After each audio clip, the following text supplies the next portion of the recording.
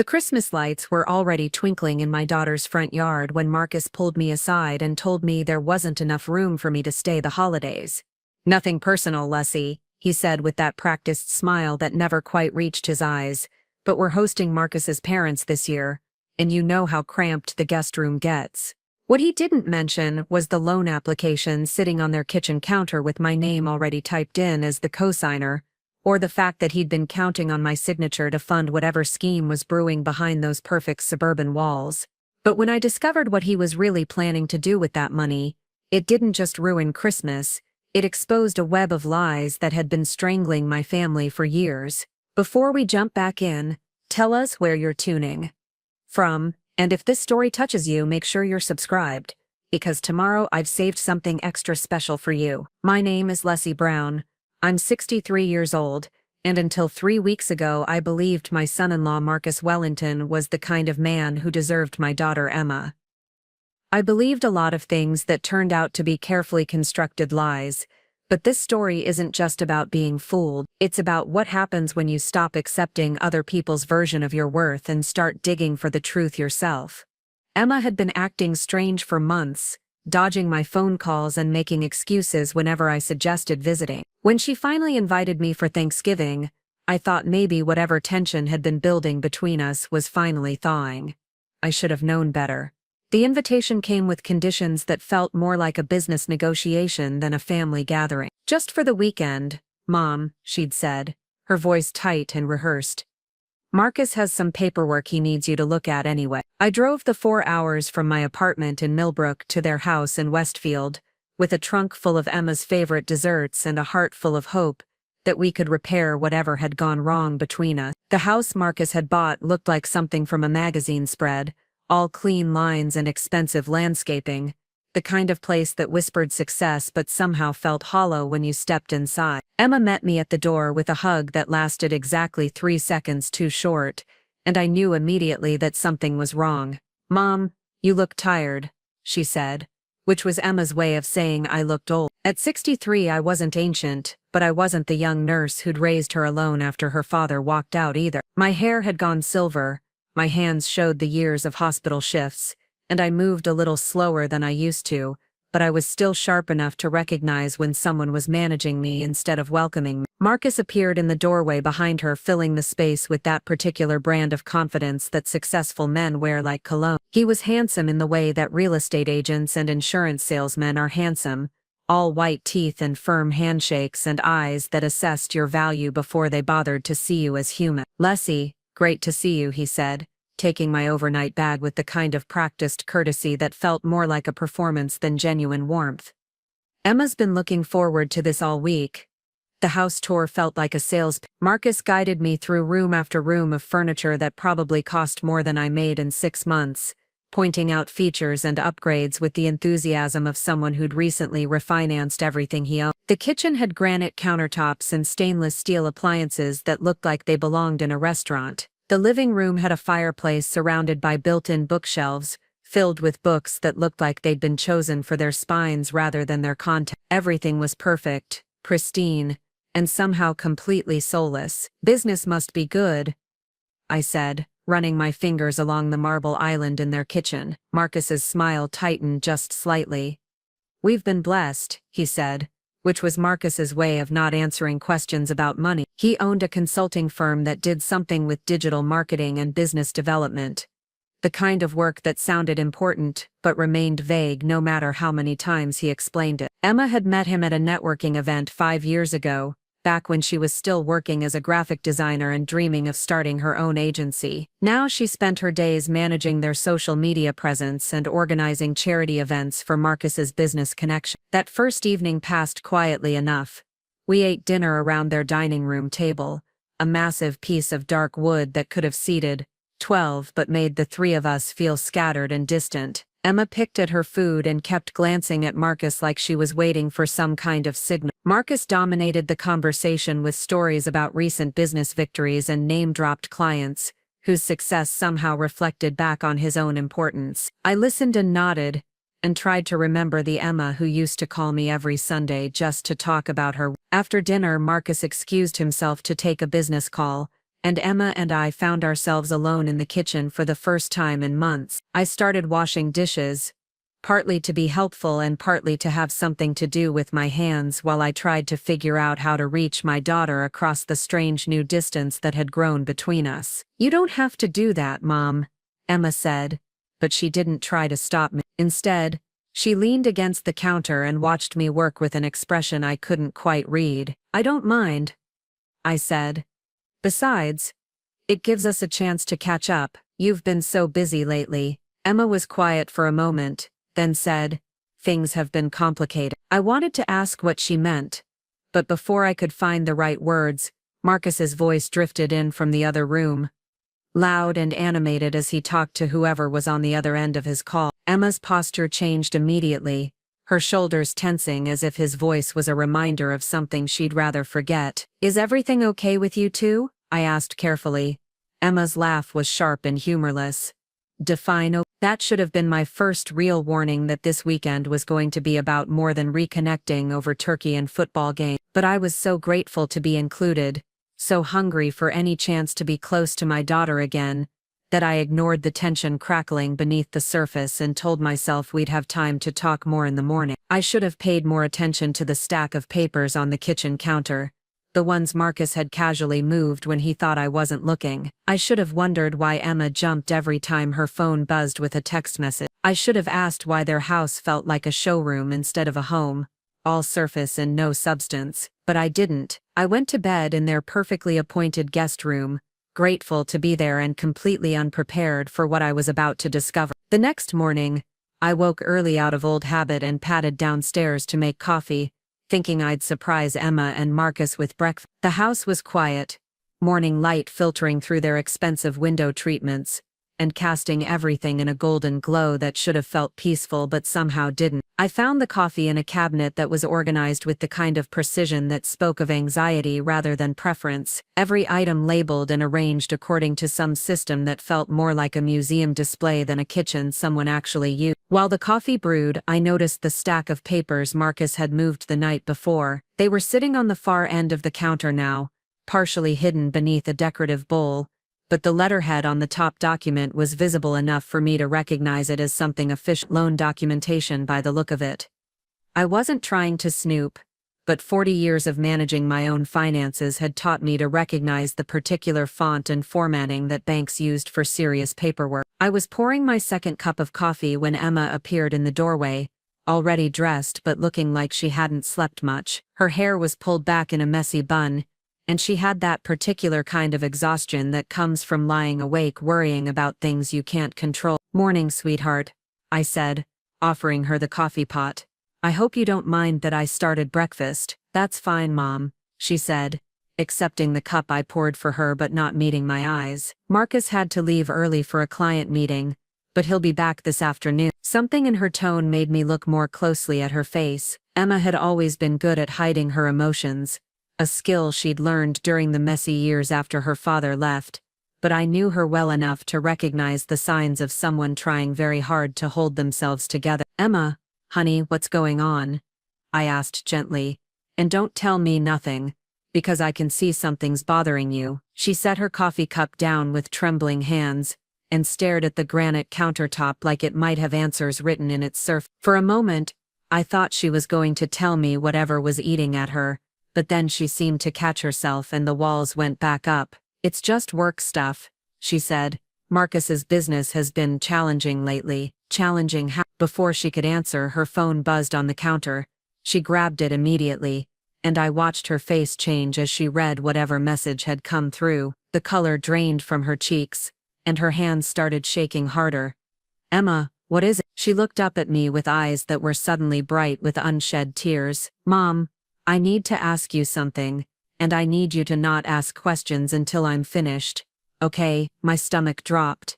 In my experience, conversations that started with warnings about not asking questions never ended well, but I nodded anyway, because Emma was my daughter, and whatever was wrong was clearly bigger than anything I could have imagined. "Marcus needs someone to co-sign a loan," she said quickly, as if saying it fast would somehow make it less serious. "It's for a business expansion opportunity, something that could really turn things around for us. The bank requires additional collateral.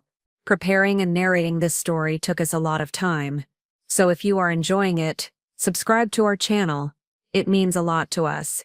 Now, back to the story. And your credit history would qualify us for better terms. I set my coffee cup down carefully, my mind immediately jumping to all the reasons why this was a terrible idea. How much money are we talking about? Mom, you said you wouldn't ask questions. Emma, I'm not signing anything without knowing what I'm agreeing to. How much? She was quiet for so long I thought she wasn't going to answer. Finally, she whispered, $350,000. The number hit me like a physical blow. $350,000 wasn't business expansion money. It was life-changing money, the kind of debt that could destroy everything I'd worked for over the course of my entire career. My house was paid off, my retirement account was modest but stable, and my credit was excellent, because I'd spent decades living within my means and avoiding exactly this kind of financial entanglement. Emma, that's not expansion money, I said slowly, that's desperation money. What's really going on?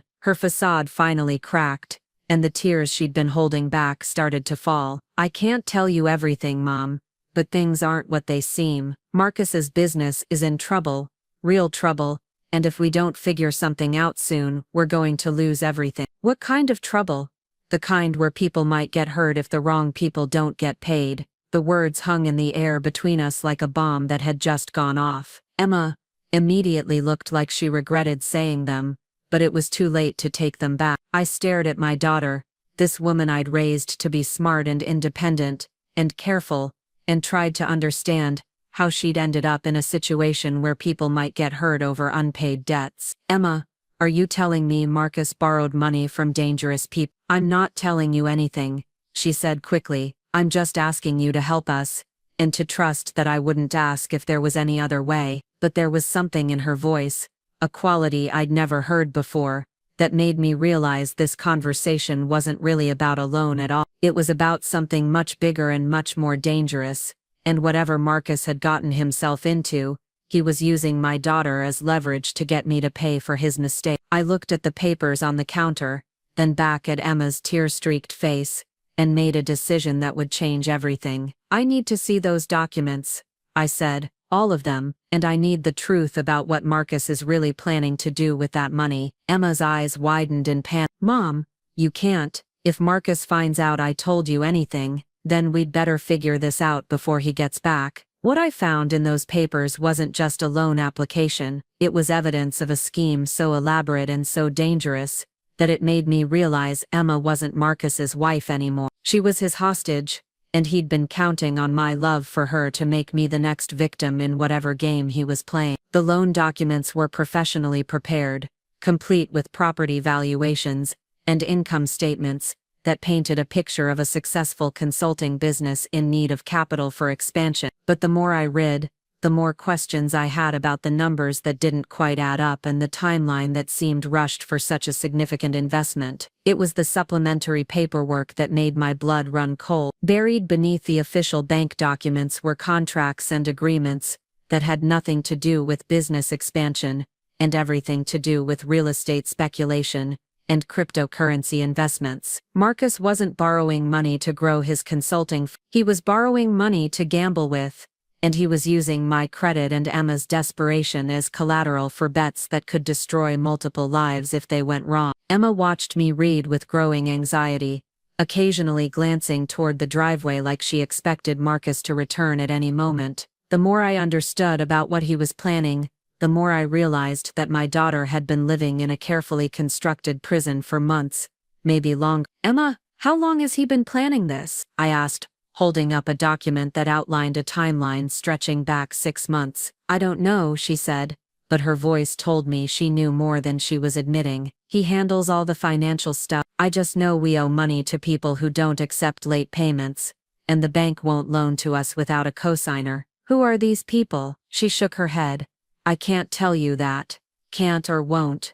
Does it matter? Looking at my daughter's face, seeing the fear and exhaustion etched in every line, I realized that it didn't matter who Marcus owed money to. What mattered was that he'd systematically isolated Emma from everyone who might help her, convinced her that his problems were her problems, and now he was trying to extend that web of control to include me. The sound of a car in the driveway made us both free. Emma immediately started gathering the papers, her movements quick and panicked. "He's back," she whispered. "Mom, please, just forget everything I told you. When he asks about the loan, just tell him you need time to think about it." But I wasn't going to forget anything. If Marcus Wellington thought he could use my daughter as bait to hook me into his schemes, he was about to learn that he'd seriously underestimated the wrong woman. Marcus came through the front door with the kind of energy that filled a room and demanded attention. He was carrying coffee and pastries from some expensive downtown bakery, playing the role of the thoughtful host who'd gone out of his way to make his mother-in-law feel special. "Ladies, I hope you saved room for dessert," he called out, his voice carrying that practiced cheerfulness that sounded genuine if you weren't listening carefully. "I stopped by that French place Emma loves, and picked up some of their famous croissants." Emma immediately shifted into performance mode, smiling and thanking him for the gesture while carefully avoiding my eyes. Watching her transform herself into the version of Emma that Marcus expected was like watching someone put on a mask, and I started to understand that this wasn't just about money. This was about control, manipulation, and a pattern of behavior that had been going on long enough for Emma to have learned exactly how to navigate around her husband's moods and expectations. "Leslie, I hope Emma had a chance to talk to you about our little situation," Marcus said, setting the pastries on the counter with deliberate casualness. "I know it's a big ask, but I wanted you to hear about the opportunity directly from family before we involved too many outside parties." The way he said opportunity made my skin crawl.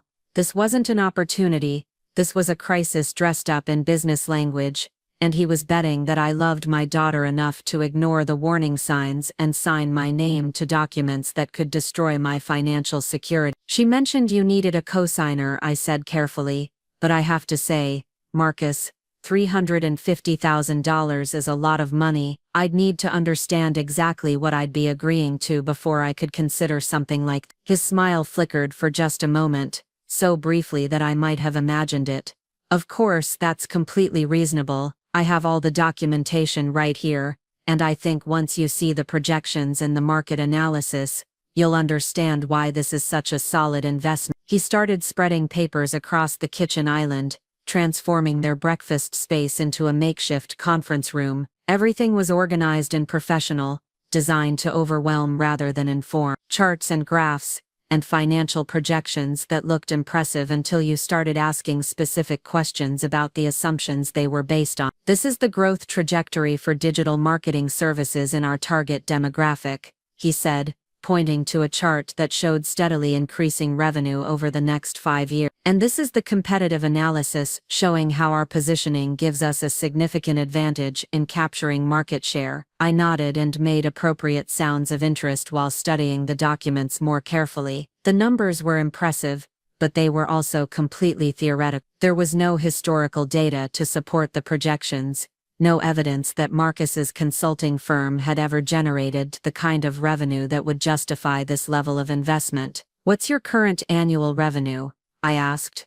"We're in a transitional phase," Marcus said smoothly. "The market has been challenging, but that's exactly why this expansion is so critical. We need to scale up our operations to compete with larger firms." "That's not an answer to my question." Emma shot me a warning look, but I ignored. If Marcus wanted me to risk my financial future on his business venture, he was going to have to provide actual answers to actual questions. "Last year we grossed about 200,000, Marcus admitted, and I could tell it pained him to reveal a number that was so much smaller than the loan amount he was requesting. "And you want to borrow 350,000 to expand a business that's currently generating 200,000 in revenue. The loan isn't just for expansion," he said, and for the first time, some of his practiced composure started to slip. "We have some outstanding obligations that need to be resolved before we can focus on growth." "What kind of obligation?" The question hung in the air for several seconds too long. Emma was staring at her hands, and Marcus was clearly calculating how much truth he could afford to tell. "Previous investors who are looking for returns on their early support," he said finally. "How much do you owe these investors?" "The exact amounts are confidential, but let's just say they're eager to see their money back, and they're not the kind of people who accept extended payment plans. And there it was, the truth Marcus had been trying to dress up in business language and growth projections. He didn't need a loan for business expansion. He needed a loan to pay off people who would hurt him if he didn't pay them back, and he was willing to destroy my financial security and trap my daughter in an even deeper web of debt to save himself. I looked across the kitchen island at my son-in-law, this man who'd convinced my daughter to marry him and trust him with her future, and realized that everything about him was a carefully constructed lie. The expensive house, the successful business persona, the confident smile that never wavered even when he was asking me to risk everything I'd worked for to bail him out of his own mistake. "Marcus," I said quietly, "I think we need to have a more honest conversation about what's really going on here." His mask finally slipped completely, and I saw something cold and calculating in his eyes that made me understand why Emma had been so afraid. "I think we've been plenty honest, Leslie. The opportunity is what it is. Either you're willing to help your family or you're not." "My family, yes, but you're not my family, Marcus. You're the man who married my daughter and apparently got her involved in something dangerous enough that she's afraid to tell me the truth." Emma made a small sound of protest, but Marcus held up a hand to silence her and she immediately stopped talking. That single gesture told me everything I needed to know about the dynamic in their marriage. "I think you misunderstood something," Marcus said, his voice taking on an edge that hadn't been there before. "This isn't a request. This is the only way Emma stays safe. So you can either sign the papers and help us solve this problem, or you can explain to your daughter why you chose to abandon her when she needed you most." The threat was so naked, so casually delivered, that it took me a moment to process what he'd actually said. He wasn't asking for my help. He was demanding it, using Emma's safety as leverage to force my compliance. I looked at my daughter, saw the resignation in her face, and realized that this conversation had been choreographed from the beginning. The invitation to visit, the loan documents, even Emma's tears, it was all part of a plan to manipulate me into signing my name to Marcus's debts. But if Marcus thought he could intimidate me into submission, he'd made a serious miscalculation. I'd raised Emma alone, worked double shifts to pay for her education, and built a life for both of us out of nothing but determination and stubborn refusal to give up.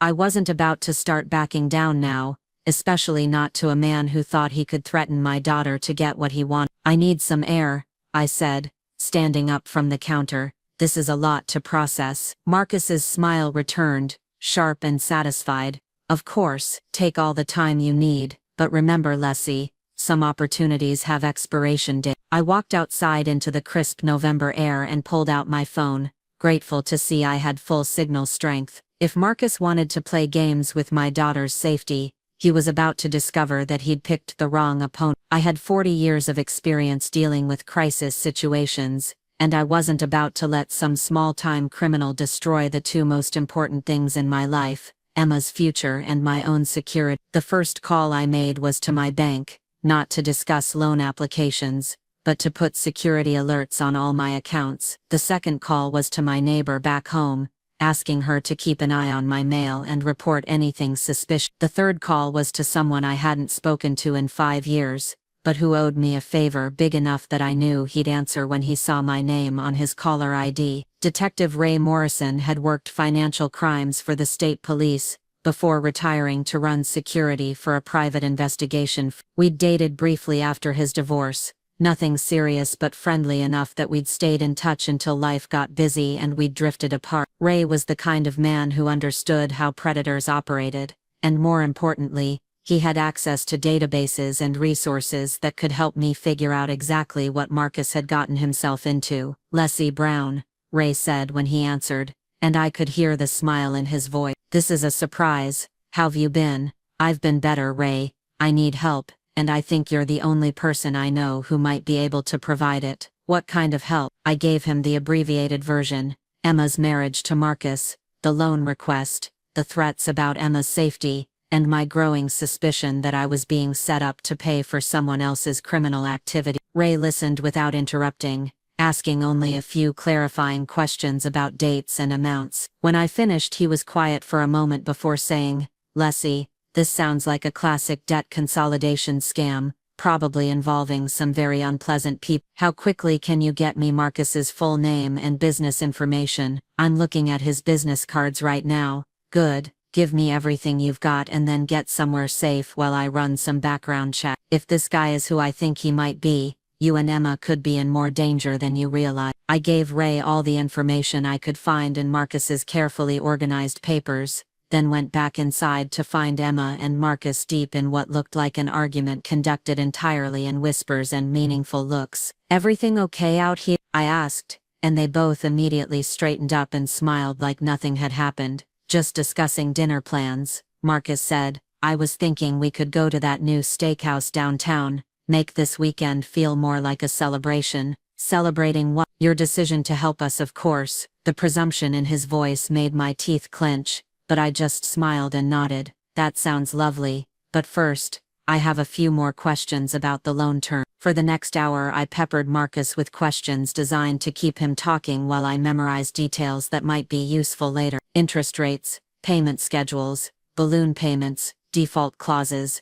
I asked about everything, taking notes on the back of one of his business cards while he grew increasingly impatient with my attention to detail. "Leslie, I appreciate your thoroughness," he said finally, "but we really need to move on this. The bank requires all signatures by Monday, and there are other parties waiting for confirmation that the financing is secured." "Other parties?" "The investors I mentioned. They're not known for their patience." My phone buzzed with a text from Ray. "Need to talk. Can you call in 10 minutes? I need to make a quick phone call," I said. "Family business. I'll be right back." I went upstairs to the guest room and called Ray back, keeping my voice low in case Marcus was listening. "Leslie, you need to get out of there," Ray said without preamble. "Marcus Wellington isn't just in debt.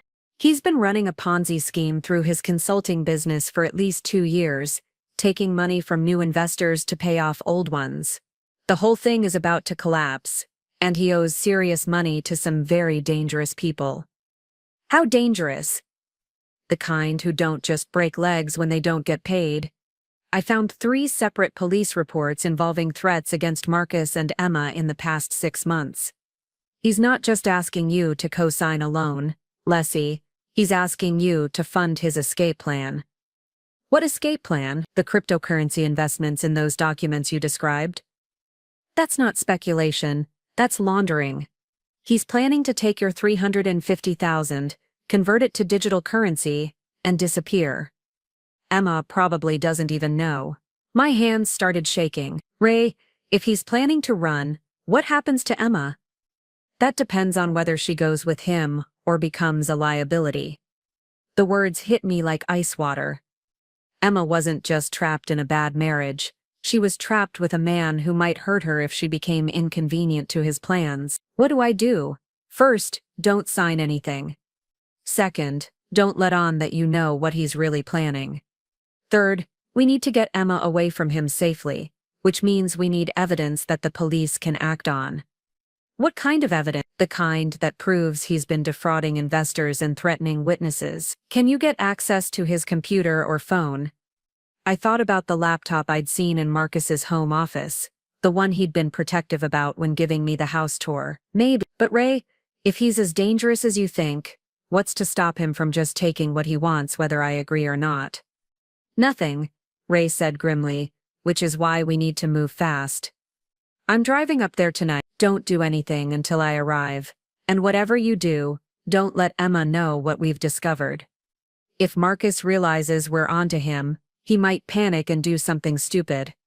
After I hung up, I sat on the edge of the guest bed and tried to process everything Ray had told me. My son-in-law wasn't just a failed businessman looking for a bailout. He was a criminal who'd been using my daughter as cover for increasingly desperate schemes, and now he was trying to use me to fund his final exit strategy. The sound of voices downstairs reminded me that I needed to get back to the kitchen before Marcus got suspicious. I straightened my shoulders, took a deep breath and prepared to spend the next few hours pretending I didn't know that my daughter's husband was planning to destroy both our lives to save his own. When I got back downstairs, Emma was standing at the kitchen sink with her back to me, her shoulders rigid with tension. Marcus was leaning against the counter with his phone in his hand, scrolling through messages with the kind of focused intensity that suggested he was dealing with something urgent. Everything okay? I asked. Fine, Marcus said without looking up. Just some business issues that need attention. Emma turned around, and I could see she'd been crying again. Mom, maybe we should talk about the loan tomorrow. Marcus has some calls to make. Actually, Marcus said, putting his phone away, I think now would be a good time to finalize everything. I just heard from the bank, and they're willing to expedite the approval process if we can get all the signatures tonight. My heart started pounding, but I kept my voice steady. Tonight? That seems very rushed for such a significant financial commitment. Sometimes opportunities don't wait for convenient timing, Marcus said. The question is whether you trust your daughter enough to help her when she needs it. The manipulation was so obvious, so crude, that I almost. But then I looked at Emma's face and saw the desperation there, the fear that I might actually abandon her to whatever fate Marcus had planned, and I realized that she genuinely believed her safety depended on my cooperation. Of course I trust Emma. But trust doesn't mean ignoring basic financial prudence. I need my lawyer to review the documents before I sign anything. Marcus's facade cracked again, just for a moment. Lessee involving lawyers will just complicate things unnecessarily. This is a family matter. My finances are also a family matter. Marcus. My family. Emma is your family, he said, and his voice carried a subtle threat that made Emma flinch. And right now Emma needs you to stop overthinking this and start help. I looked at my daughter, saw the fear in her eyes, and made a decision that I hoped wouldn't get us both killed. You know what, Marcus? You're absolutely right. Emma is my family, and I'll do whatever it takes to keep her safe. His smile returned, triumphant and predatory. I knew you'd see reason. I do see reason, I said, which is why I'm not signing anything until I understand exactly what Emma is afraid of, and why she believes her safety depends on this loan. Mom, please, Emma said quietly. Just trust me. I do trust you, sweetheart, but I don't trust him. The words hung in the air like a bomb that had just exploded. Marcus's expression went completely cold, and for the first time since I'd met him, I saw him without any mask at all. What I saw wasn't a desperate businessman or even a small-time criminal. It was something much more dangerous, a man who'd run out of options and was preparing to do whatever it took to survive. I think, Marcus said slowly, that you've misunderstood the situation, Lessee. This isn't a negotiation. This is your chance to help Emma, before it's too late to help her at all. Emma made a small sound of fear, and I realized that whatever control I thought I had over this situation was an illusion. Marcus had been planning this weekend for weeks, maybe months, and he wasn't going to let me leave without getting what he wanted. But I'd also been planning, just not as. Ray was on his way. My accounts were secured, and I had enough experience with dangerous situations to know that the most important thing right now was to keep everyone calm, until help arrived. You're right, I said, forcing myself to sound defeated. I have been overthinking this. If Emma says she needs this loan, then I'll sign the papers. Marcus's smile returned, but his eyes stayed cold. I'm glad you came to your senses. I just have one condition, I said. I want to talk to Emma alone first. Mother to daughter. I think I owe her an explanation for my hesitation. That's not necessary, Marcus said immediately. It is to me, I said firmly. 5 minutes, Marcus. Surely you can spare 5 minutes for an old woman who's about to make the biggest financial commitment of her life. He looked like he wanted to refuse, but Emma spoke up before he could answer. It's okay, she said quietly. 5 minutes won't hurt anything. Marcus studied both of us for a moment, then nodded reluctantly. 5 minutes. But then we finished this. Emma and I went upstairs to the guest room, and I closed the door behind us with shaking hands. The moment we were alone, Emma collapsed onto the bed, and started crying harder than I'd seen her cry since she was a child. Mom, I'm so sorry, she sobbed. I never wanted you to get involved in this, but he said if I didn't convince you to sign the loan, something terrible would happen. Emma, listen to me carefully, I said, sitting beside her and taking her hands. We're going to get through this, but I need you to be completely honest with me. How long has Marcus been threatening you? Months, she whispered. Ever since his business started failing and the investors started calling, he borrowed money from people who don't take no for an answer, and when he couldn't pay them back, they started threatening both of us. What kind of threats? Pictures of our house, my work schedule, details about my daily routine that proved they'd been watching me.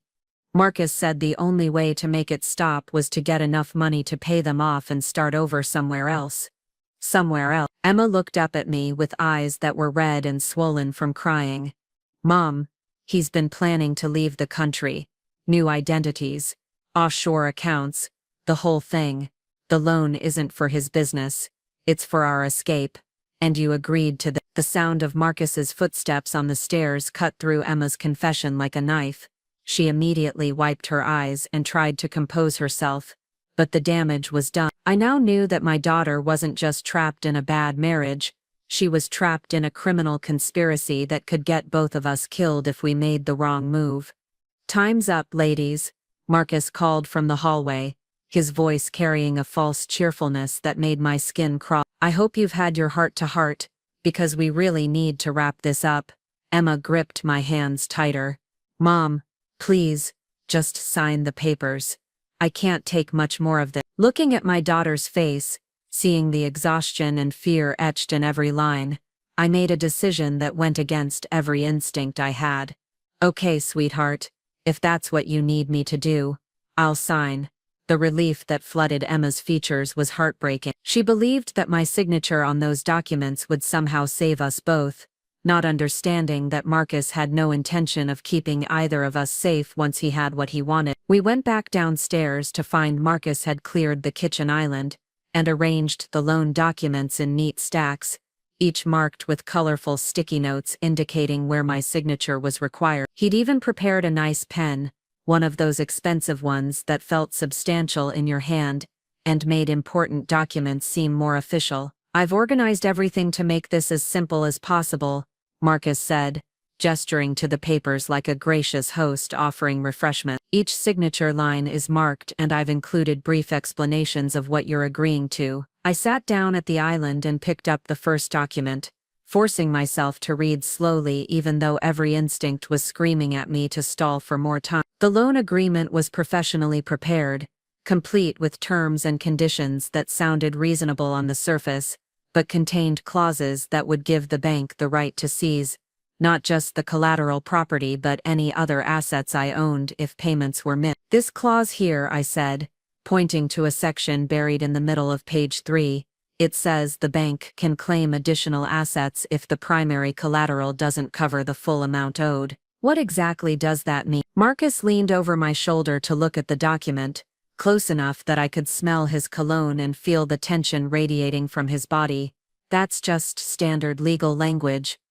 It protects the bank's interests, but it's not something you need to worry about as long as the payments are made on time. And you're confident you can make the payments? Absolutely. The business projections show more than enough cash flow to service the debt. But I'd already seen those projections, and I knew they were based on fantasy rather than reality. Marcus's consulting business had never generated the kind of revenue that would support loan payments on $350,000, which meant he was either delusional about his prospects or planning to default from the beginning. What happens if your business doesn't perform as well as projected? I asked. Then we adjust our strategy and find alternative revenue streams, Marcus said smoothly. Business is about adapting to changing circumstances. For the first time, Marcus hesitated. There are always opportunities for someone willing to think creatively. The vagueness of his answer confirmed what Ray had told me about Marcus's real intentions. He wasn't planning to use the loan money for legitimate business purpose. He was planning to convert it to cryptocurrency and disappear, leaving me responsible for a debt I could never repay, and Emma to face the consequences of his crimes. I picked up the pen and positioned it over the first signature line, watching Marcus's face carefully. The anticipation in his eyes was almost predatory, like a hunter about to claim his prize. Emma was watching too, but her expression was pure anxiety, as if she understood on some level that something was wrong but couldn't quite identify what it was. "Marcus," I said, keeping my voice conversational, "I'm curious about something. Why didn't you approach other family members for help with this loan? Emma mentioned you have parents, siblings. Surely someone with a successful business would have other options for finance." His jaw tightened almost imperceptibly. "Family dynamics can be complicated, Leslie. Not everyone is as understanding as you are about the challenges of entrepreneurship. Or maybe they ask too many questions." "I don't know what you mean." "I mean, maybe they were smart enough to recognize a bad investment when they saw one." The words hung in the air between us like a challenge. Marcus's mask of professional courtesy finally slipped completely, and I saw the real man underneath. Desperate, dangerous, and running out of time. "I think you're overthinking this, Leslie," he said, and his voice carried a new edge that made Emma flinch. "The loan terms are straightforward. The business case is solid, and your daughter needs your help. Either you're willing to be part of the solution or you're not." "I am willing to help, Emma," I said carefully, "but I'm not willing to be scammed by a man who thinks I'm too old and too stupid to recognize when I'm being played." The silence that followed was so complete I could hear the refrigerator humming and the clock ticking on the wall. Emma looked back and forth between Marcus and me like she was watching a tennis match, clearly sensing the tension, but not understanding its source. Marcus straightened up slowly, his hands clenched at his sides. "I think there's been a misunderstanding, Leslie. This isn't a scam. This is a legitimate business opportunity, and frankly I'm a little insulted that you'd suggest otherwise." "Then prove it," I said. "Show me bank statements from your business account. Show me client contracts that support your revenue projection. Show me anything that demonstrates this consulting firm is more than just a front for whatever illegal activity you've been involved in." Emma gasped, her hand flying to her mouth. "Mom, what are you saying?" "I'm saying your husband has been lying to both of us, sweetheart. The loan isn't for business expansion, it's to pay off debts to dangerous people, and once he gets the money, he's planning to convert it to cryptocurrency and disappear, leaving us to deal with the consequences." Marcus's face went completely white, then flushed red with anger. "That's ridiculous, Emma. Tell your mother she's being paranoid." But Emma was staring at Marcus with growing horror, pieces of a puzzle finally clicking into place. "The cryptocurrency research on your computer," she said slowly. "The travel websites in your browser history. The way you've been asking about my passport." "Emma, don't listen to her. She's trying to turn you against me." "No," Emma said, standing up from her chair. "She's telling me things that finally make sense. The secretive phone calls, the way you've been pushing me to distance myself from my friends, the constant pressure to move somewhere safer. You weren't protecting me from your creditors, Marcus. You were isolating me so I'd have no choice but to go along with whatever you were planning." Marcus's composure finally cracked completely. "You have no idea what you're talking about, either of you. The people I owe money to aren't going to just forget about it because you refuse to help. They know where we live, Emma. They know where you work. They know where your mother lives." The threat was delivered with such casual malice that it took my breath away. Marcus wasn't just admitting that he'd put Emma in danger, he was threatening to extend that danger to me if I didn't comply with his demands. "How do they know where I live, Marcus?" I asked quietly. "Because I told them," he said, and his smile was cold and satisfied. "Insurance, Leslie, you were never just a potential co-signer, you were always part of the collateral." Emma made a sound like she'd been physically struck. "Marcus, how could you? How could I?" He laughed, but there was no humor in it. "How could I try to save our lives when you were too naive to understand the danger we were in? How could I try to find a solution when everyone around me was too selfish to help? By threatening my mother, by lying to both of us for months, by doing whatever it takes to survive." Marcus snapped. "You think this is some kind of game, Emma? You think these people care about your feelings, or your mother's retirement plans? They want their money, and if they don't get it, they'll take it out of both of you piece by piece. The casual way he described violence against his own wife made me realize that Marcus had crossed a line I hadn't even known existed. He wasn't just a desperate man making bad choices, he was someone who'd decided that Emma and I were acceptable losses in his effort to save himself. My phone buzzed with a text message, and I glanced down to see Ray's name on the screen. Outside, don't react. Keep him talking. Relief flooded through me so intensely I almost gasped. Ray was here, which meant help was finally available. I just needed to keep Marcus focused on me long enough for Ray to get into position. Marcus, I said, standing up slowly from the kitchen island, I think we need to step back and consider our options here. Maybe there's a way to resolve this situation that doesn't involve threatening anyone. The only resolution is your signature on those documents, Marcus said. Everything else is just delaying the inevitable. What if I could offer you something better than a co-signed loan? His eyes narrowed with suspicion. Like what? Cat. Enough to pay off your immediate debts and buy you time to figure out a long-term solution that doesn't involve dragging Emma into witness protection. How much cash? That depends on how much you actually owe and to whom. Marcus studied my face like he was trying to determine whether I was serious or just buying time. You don't have that kind of money, Leslie. I've seen your financial statements. You've seen what I wanted the bank to see for loan qualification purposes. But I've been saving money for 40 years, Marcus, and not all of it is in accounts that show up on credit applications. It was a complete lie, but it was the kind of lie that desperate people wanted to believe. I watched Marcus calculate possibilities, weighing the certainty of a co-signed loan against the potential of immediate cash that wouldn't require bank approval or legal documentation. How much are we talking about? He asked. How much do you need? 200,000 would cover the immediate threats and give us enough cushion to disappear cleanly. The casual way he said disappear cleanly, while looking directly at Emma, made my blood run cold. He was still planning to take her with him, whether she wanted to go or not. I might be able to arrange something like that, I said carefully, but it would take time to liquidate investments without triggering tax consequences or bank reporting requirements. How much time? A few days, maybe a week. Marcus shook his head.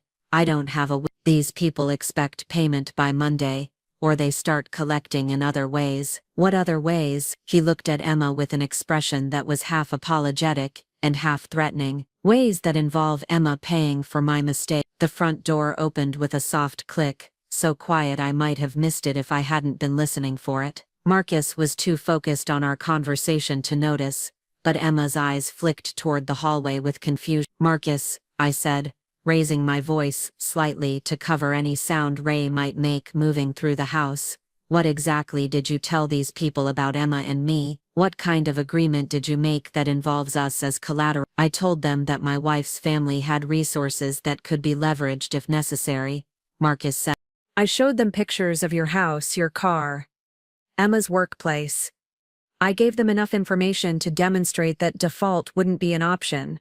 You mean you gave them enough information to hurt us if you don't pay? I gave them enough information to motivate everyone involved to find a solution. Emma was staring at Marcus like she'd never seen him before. You turned us into hostages. I turned us into a family that takes care of each other, Marcus said. Whether you understand it or not, everything I've done has been to protect what we've built together. What we've built? Emma's voice was rising with anger and disbelief. Marcus, what we've built is a lie. The house, the business, the whole perfect life you've been showing off to everyone. It's all been funded by stolen money and threats. It's been funded by opportunity and ambition, Marcus snapped. Things your mother apparently doesn't understand. Your mother understands more than you think, Ray's voice said from the kitchen doorway. Marcus spun around, his face going pale as he saw the tall, serious-looking man in the expensive suit standing calmly in his kitchen. Ray had his hands visible and his posture relaxed, but there was something about his presence that immediately changed the entire dynamic in the room. Who the hell are you? Marcus demanded. Ray Morrison, retired state police, Ray said, pulling out his identification and setting it on the counter where Marcus could see it. I've been investigating your business activities, Mr. Wellington, and I think we need to have a conversation. Marcus's eyes darted between Ray, Emma, and me, clearly calculating his options. "This is my house.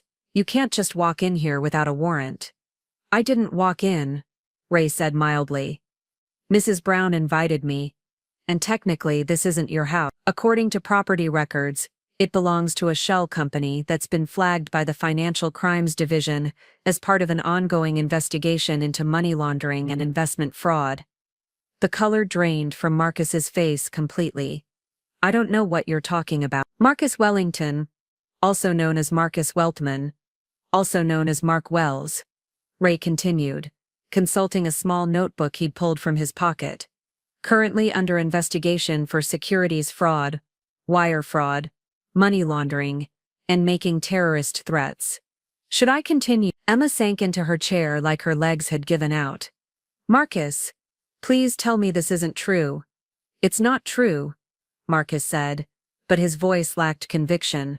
"This is all a misunderstanding." "The misunderstanding," Ray said, "is thinking you could run a Ponzi scheme for 2 years without someone eventually connecting the dots. The FBI has been tracking your cryptocurrency transactions for months. Mark, they know about the offshore accounts, the shell companies, and the threats you've made against investors who asked too many questions. You're lying." Ray pulled out his phone and showed Marcus the screen. "Federal warrant for your arrest, issued yesterday." "I'm not here as law enforcement, Marcus. I'm here as a friend of Mrs. Brown's, trying to give you a chance to do the right thing before this gets worse for everyone involved." Marcus looked around the kitchen like a trapped animal, his eyes wild and desperate. "Emma, we need to leave. No," Emma said quietly. "I'm not going anywhere with you." "You don't have a choice," Marcus said, and his voice carried a threat that made Ray tense. "You're my wife, which makes you an accessory to everything I've done. If I go down, you go down with me." "That's not how accessory charges work," Ray said. "But threatening your wife in front of witnesses is something we can add to your list of federal charges." Marcus's hand moved toward his pocket, and Ray immediately stepped forward. "Marcus, I strongly advise you to keep your hands visible and your voice calm. Mrs. Brown and Emma have been through enough trauma for one day. You have no idea what trauma is. Marcus, wait until Emma finds out what happens to families of people who don't pay their debts to certain organizations." "The organizations you're referring to are also under federal investigation," Ray said calmly. "Turns out that when you cooperate with people involved in organized crime, law enforcement tends to take an interest in all your business relationships." The implication hit Marcus like a physical blow. Not only was his scheme falling apart, but the dangerous people he owed money to were also being investigated, which meant there might not be anyone left to carry out the threats he'd been using to control Emma and me. "This is impossible," Marcus whispered. "I planned for everything." "You planned for everything except getting caught," Ray corrected. "And you definitely didn't plan for Mrs. Brown being smart enough to call in professional help when she realized what you were trying to do." Marcus turned to look at me, and for the first time since I'd met him, I saw something like respect in his eyes. "You played me." "No," I said. "You played yourself. I just refused to be your victim." The fight seemed to go out of Marcus all at once. His shoulders slumped, and he sat down heavily in one of the kitchen chairs like the weight of his collapsed schemes had finally become too much to bear. "What happens now?" Emma asked, her voice small and frightened. "Now," Ray said, "Marcus cooperates with federal investigators, provides information about his criminal associates, and hopes that cooperation earns him a reduced sentence. Emma and Mrs. Brown go home and try to rebuild their lives without the constant threat of violence hanging over them." "What about the people Marcus owes money to?" Emma asked. "What if they still come after us?" "They won't," Ray said with certainty. "Because as of 6 hours ago, the FBI arrested the 3 men Marcus has been dealing with on charges related to racketeering and extortion. His creditors are going to be too busy defending themselves against federal prosecutors to worry about collecting debts from failed con artists." Emma looked at Marcus with an expression that was equal parts relief and disgust. "It's really over?" "The criminal part is over," Ray said. "The legal consequences are just beginning, but those will be handled through proper channels with lawyers and courts and due process. No more threats, no more fear, no more looking over your shoulder." Marcus finally looked up at Emma, and for just a moment, I saw a flicker of the man she'd originally fallen in love with. "Emma, I'm sorry. I never meant for things to get this complicated. You never meant to get caught, Emma corrected. There's a difference. I was trying to protect you. You were trying to protect yourself, Emma said, and you were willing to sacrifice me and my mother to do it. Marcus opened his mouth like he was going to argue, then seemed to realize there was no point. The lies that had held his world together were finally crumbling, and no amount of charm or manipulation was going to put them back together. Ray's phone buzzed, and he glanced at the screen. Federal agents are about 10 minutes out. Marcus, you have two choices. You can come with me voluntarily and begin cooperating immediately, or you can wait for them to arrest you here in front of your wife. Either way, you're going into custody tonight. If I cooperate, what kind of sentence am I looking at? That depends on how much information you provide, and how many other victims your cooperation helps the authorities identify, Ray said. But I'm not going to lie to you, Marcus. You're looking at significant federal time regardless. Marcus nodded slowly, like he'd been expecting this outcome for longer than he'd been willing to admit. Emma, I know you probably never want to see me again, but I need you to know that everything I felt for you was real. The business, the schemes, the lies.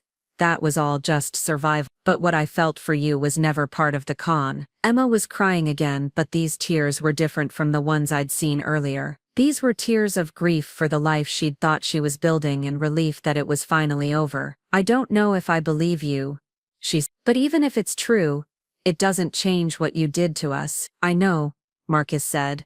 And I'm sorry. Ray helped Marcus to his feet and guided him toward the front door. Mrs. Brown, federal agents will want to interview both you and Emma, but that can wait until tomorrow. Tonight, I'd suggest you both get some rest and try to process everything that's happened. Ray, I called as he reached the doorway.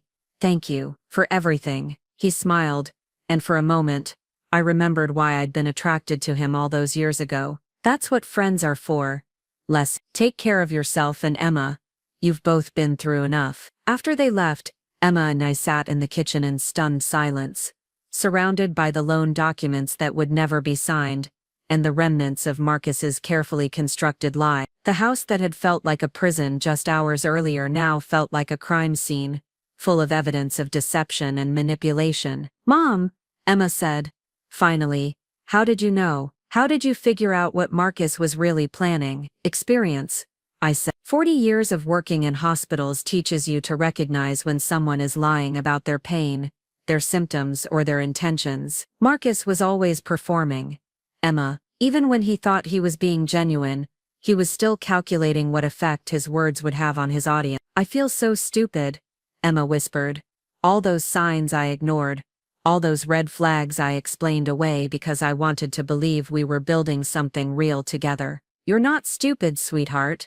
You're trusting, which is a completely different thing. Marcus spent years learning how to exploit that trust, how to make his lies sound like love and his manipulation feel like protection. Emma looked around the kitchen, taking in the expensive appliances and perfect decor that had been purchased with stolen money and maintained through threats and fear. What am I supposed to do now? This house, our life together, everything I thought was real, it's all going to disappear, isn't it? The material things might disappear, I said, but you're going to survive this, Emma. You're stronger than you realize, and you have people who love you without conditions or hidden agenda. Do I still have you?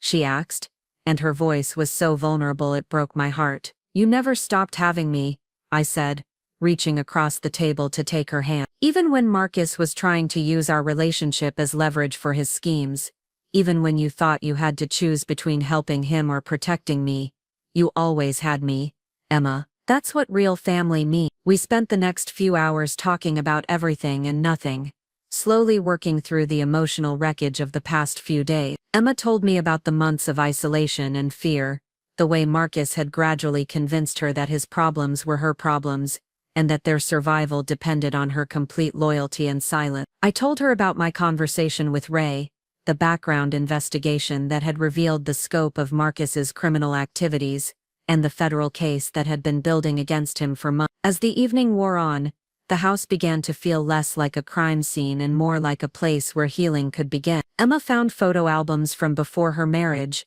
pictures of family holidays and birthday celebrations, and ordinary moments that reminded both of us who we'd been before Marcus had entered our lives. We ordered pizza from a place that delivered, eating it straight from the box while sitting on the living room floor surrounded by memories of better times. "Mom," Emma said, as we were cleaning up the remnants of our impromptu picnic, "I want you to know that even though I couldn't tell you what was really happening, I never stopped loving you. Marcus tried to convince me that involving you would put you in danger, but the truth is, I was ashamed of what my life had become." "There's nothing for you to be ashamed of," I said firmly. "You were a victim of a very sophisticated predator who spent years learning how to manipulate and control you. The shame belongs to Marcus, not to you." How do I move forward from this? How do I trust my own judgment again when I was so completely wrong about the person I married? It was a question I'd been asking myself since Ray's phone call had revealed the truth about Marcus. How do you rebuild your sense of reality when someone you trusted has systematically lied to you about everything that mattered? "I think,"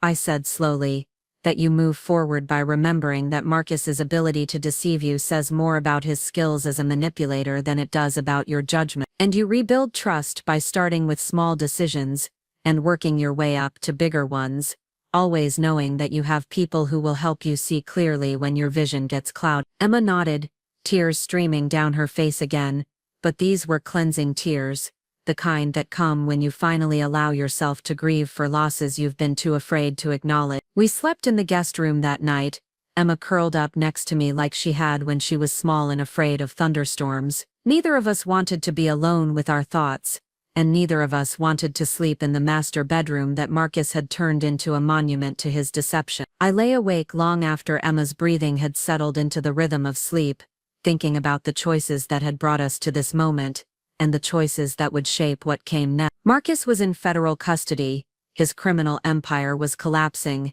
and the threats that had terrorized Emma for months were finally neutralized, but the emotional and financial damage he'd caused would take much longer to repair. Emma would need therapy to work through the trauma of psychological manipulation and emotional abuse. She'd need legal help to disentangle herself from whatever civil liabilities Marcus's crimes might create. She'd need time and space to rediscover who she was when she wasn't constantly afraid or constantly performing for someone else's benefit. And I would need to examine my own choices, my own blind spots, my own willingness to accept surface explanations, rather than digging deeper when something felt wrong. I'd been so focused on maintaining a relationship with Emma that I'd ignored obvious signs that her marriage was built on something darker than ordinary marital problems. But as I listened to my daughter's peaceful breathing and felt the tension finally leaving my own body, I realized that we'd survived the worst of it. Marcus's schemes had been exposed, his threats had been neutralized, and Emma was safe. Everything else, the legal proceedings, the financial recovery, the emotional healing, would take time, but it was all manageable now that we were no longer operating from a place of fear and deception. The federal agents who interviewed us the next morning were professional and thorough, but they were also surprisingly gentle given the circumstance. They explained that Marcus's cooperation had already provided valuable information about other victims and criminal associates, which would likely result in additional arrests and prosecution. Emma would need to remain available for further questioning as the investigation proceeded, but she wasn't considered a suspect in Marcus's crime. The agents had reviewed financial records and communications that clearly showed she'd been manipulated and threatened rather than willingly participating in illegal activity. The house would eventually be seized as part of the asset forfeiture process, but Emma would have time to remove her personal belongings and find alternative housing. The federal prosecutor handling the case had indicated that victims of Marcus's scheme might be able to recover some of their losses through restitution orders,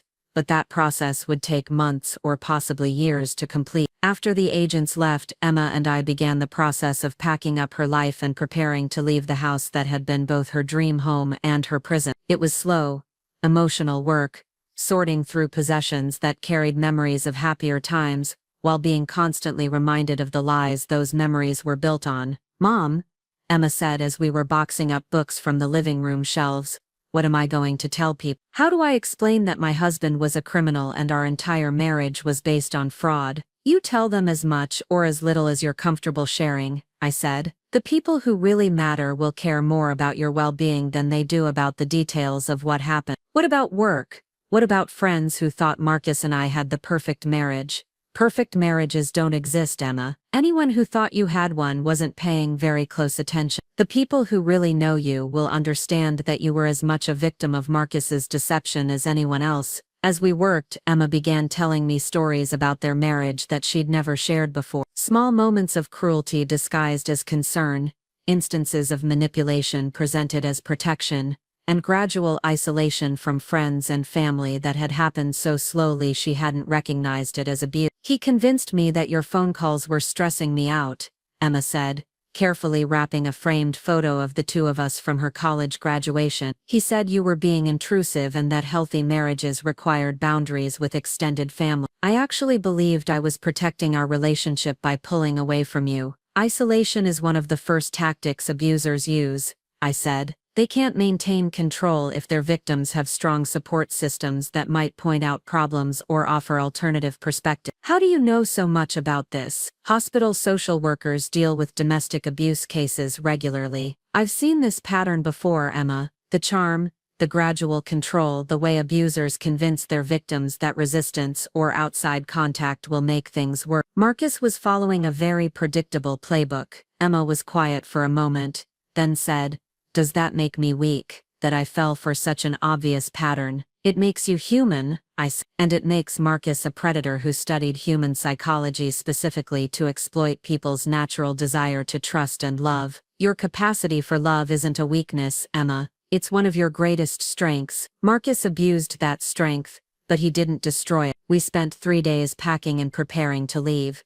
3 days of sorting through the debris of Emma's marriage, and slowly rebuilding the foundation of our relationship. By the time we loaded the last box into the moving truck, Emma looked more like herself than she had in months. The fear was gone from her eyes, replaced by determination and something that might eventually grow into hope. Ray stopped by on our last day to check on us and provide an update on Marcus's case. The federal prosecutor was pleased with the level of cooperation Marcus was providing, which meant he'd likely receive a reduced sentence in exchange for his testimony against other members of the criminal organization he'd been involved with. How reduced? Emma asked. Probably 8 to 10 years instead of 15 to 20, Ray said. Still significant time, but it means he'll be middle-aged instead of elderly when he gets out. Emma nodded without emotion. The woman who'd spent months terrified that Marcus might be hurt by his criminal associates was gone, replaced by someone who understood that consequences for criminal behavior were necessary and appropriate.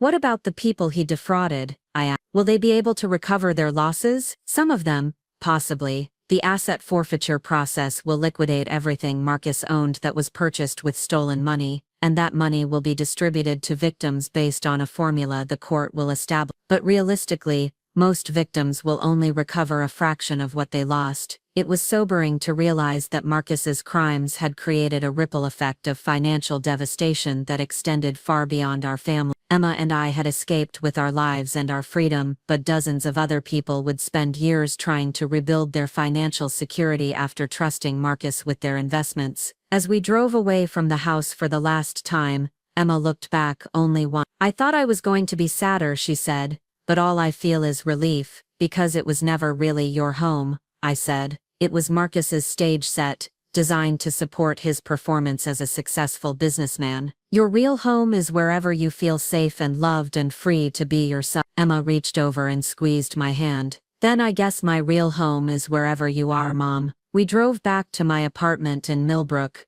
where Emma would stay while she figured out her next. It was a small space compared to the house she'd been living in, but it was honest in a way that Marcus's mansion had never been. Every piece of furniture had been purchased with money I'd earned through legitimate work. Every decoration reflected my actual taste rather than what looked good to potential investors, and every corner held memories of real experiences rather than carefully constructed illusions. That first night back in my apartment, Emma and I sat on my old couch, drinking tea and watching the kind of mindless television that helps your brain process trauma without having to think too hard. It was peaceful in a way that Emma said she'd forgotten was possible. "Mom," she said as we were getting ready for bed, "thank you for not giving up on me, even when I was pushing you away, even when I couldn't tell you what was really happening. You never stopped trying to reach me." "That's what mothers do," I said. "We don't give up, even when our children make it difficult to help them. I'm going to need time to figure out who I am without Marcus, Emma said. I've been performing the role of his wife for so long that I'm not sure I remember who Emma is when she's not trying to keep someone else happy. Then we'll figure it out together, I said. There's no rush, sweetheart. You have time to heal, time to remember what you actually like and want and dream about, and you have people who love you for who you are, not for what you can do for them. Emma smiled, and for the first time in months, it reached her eyes. I love you, Mom. I love you too, Emma. Always and unconditional. As I turned off the lights and settled in to sleep in my own bed for the first time in a week, I reflected on how close we'd come to disaster and how much we'd learned about ourselves in the process. Emma had discovered that she was stronger than she'd realized and that love shouldn't require sacrificing your safety or your family relationship. I'd learned that sometimes the most important thing you can do for someone you love is refuse to enable their bad choices, even when that refusal feels like abandon. Marcus's scheme had been designed to exploit our love for each other, to turn our strongest bond into a weapon he could use against us both. But instead of destroying our relationship, his manipulation had ultimately made us strong. We'd survived his attempts to control us, and we'd emerged with a deeper understanding of what real love and trust actually looked like. The legal proceedings would continue for months, possibly years. Emma would need therapy and time to fully process the trauma of psychological abuse. The financial recovery would be slow and incomplete, but the most important victory had already been won.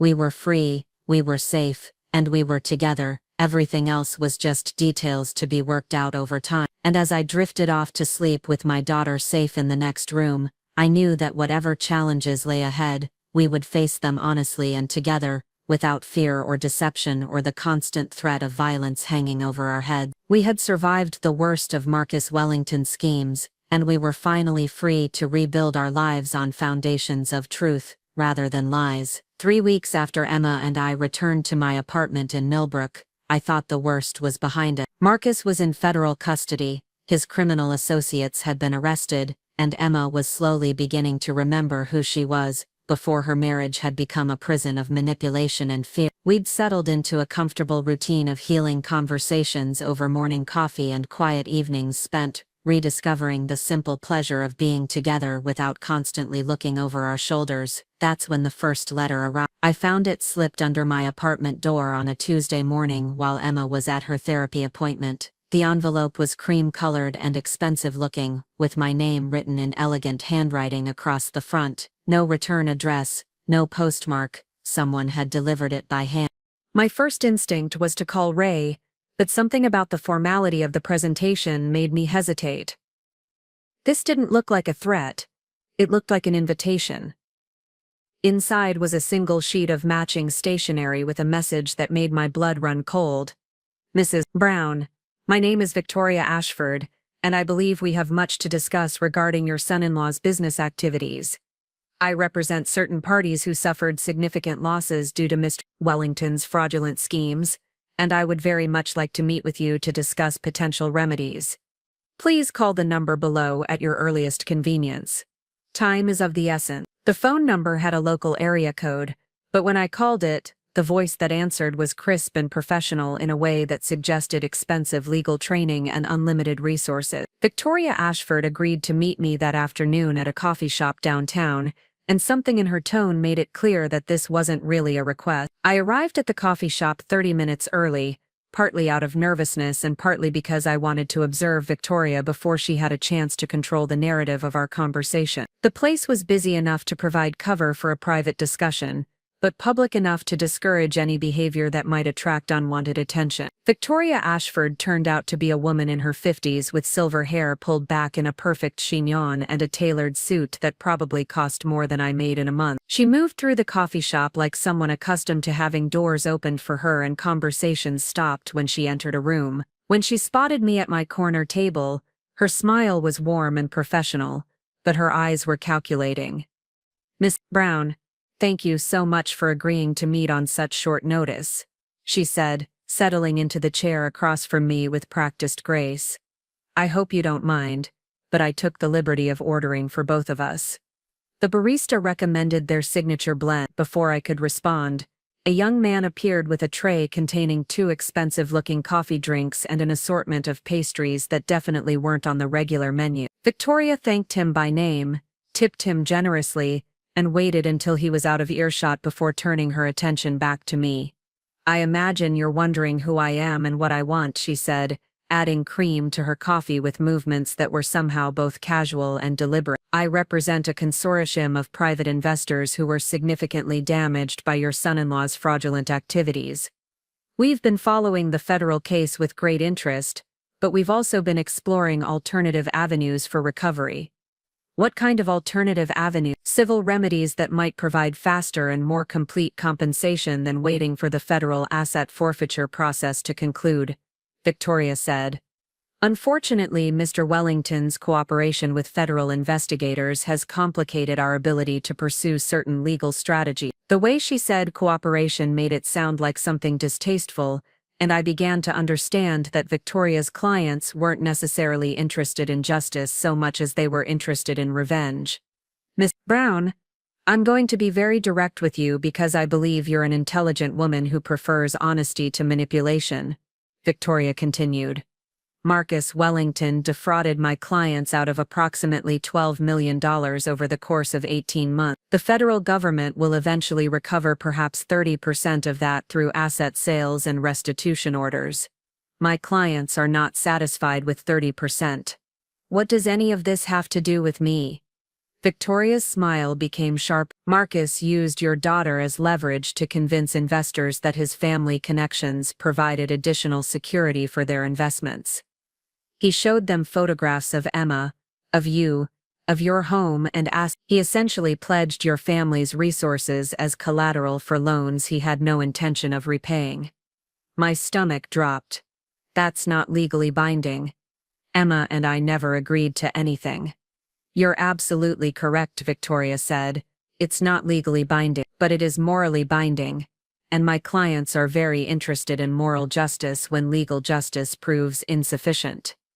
The threat was delivered so smoothly, wrapped in such polite language, that it took me a moment to fully process what she was actually saying. Victoria's clients weren't just disappointed investors. They were people who believed Emma and I owed them money because Marcus had used our existence as part of his sales pitch. "Ms. Ashford," I said carefully, "I think there's been a misunderstanding. Emma and I are victims of Marcus's fraud, not participants in it. We lost just as much as your clients did, just in different ways." "I understand your perspective," Victoria said, "and I have tremendous sympathy for what you and Emma have endured. But my clients see things differently. They invested their money based on representations that included your family's assets as security. From their point of view, you benefited from Marcus's lifestyle, which was funded by their investments. Emma never benefited from anything.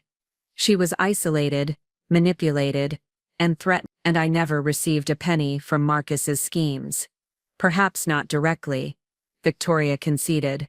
"But you did enjoy the peace of mind that came from believing your daughter was financially secure and well provided for. That peace of mind was purchased with my client's money." The twisted logic was breathtaking. According to Victoria, the fact that I'd been relieved to see Emma apparently thriving in her marriage meant I owed money to the people Marcus had defrauded, regardless of the fact that I'd had no knowledge of his crimes and had received no benefit from them. "What exactly are your clients proposing?" I asked. Victoria opened her purse and pulled out a leather portfolio, which she placed on the table between us. "My clients are prepared to be reasonable. They understand that you and Emma are not criminals, just unfortunate bystanders who became entangled in Marcus's schemes.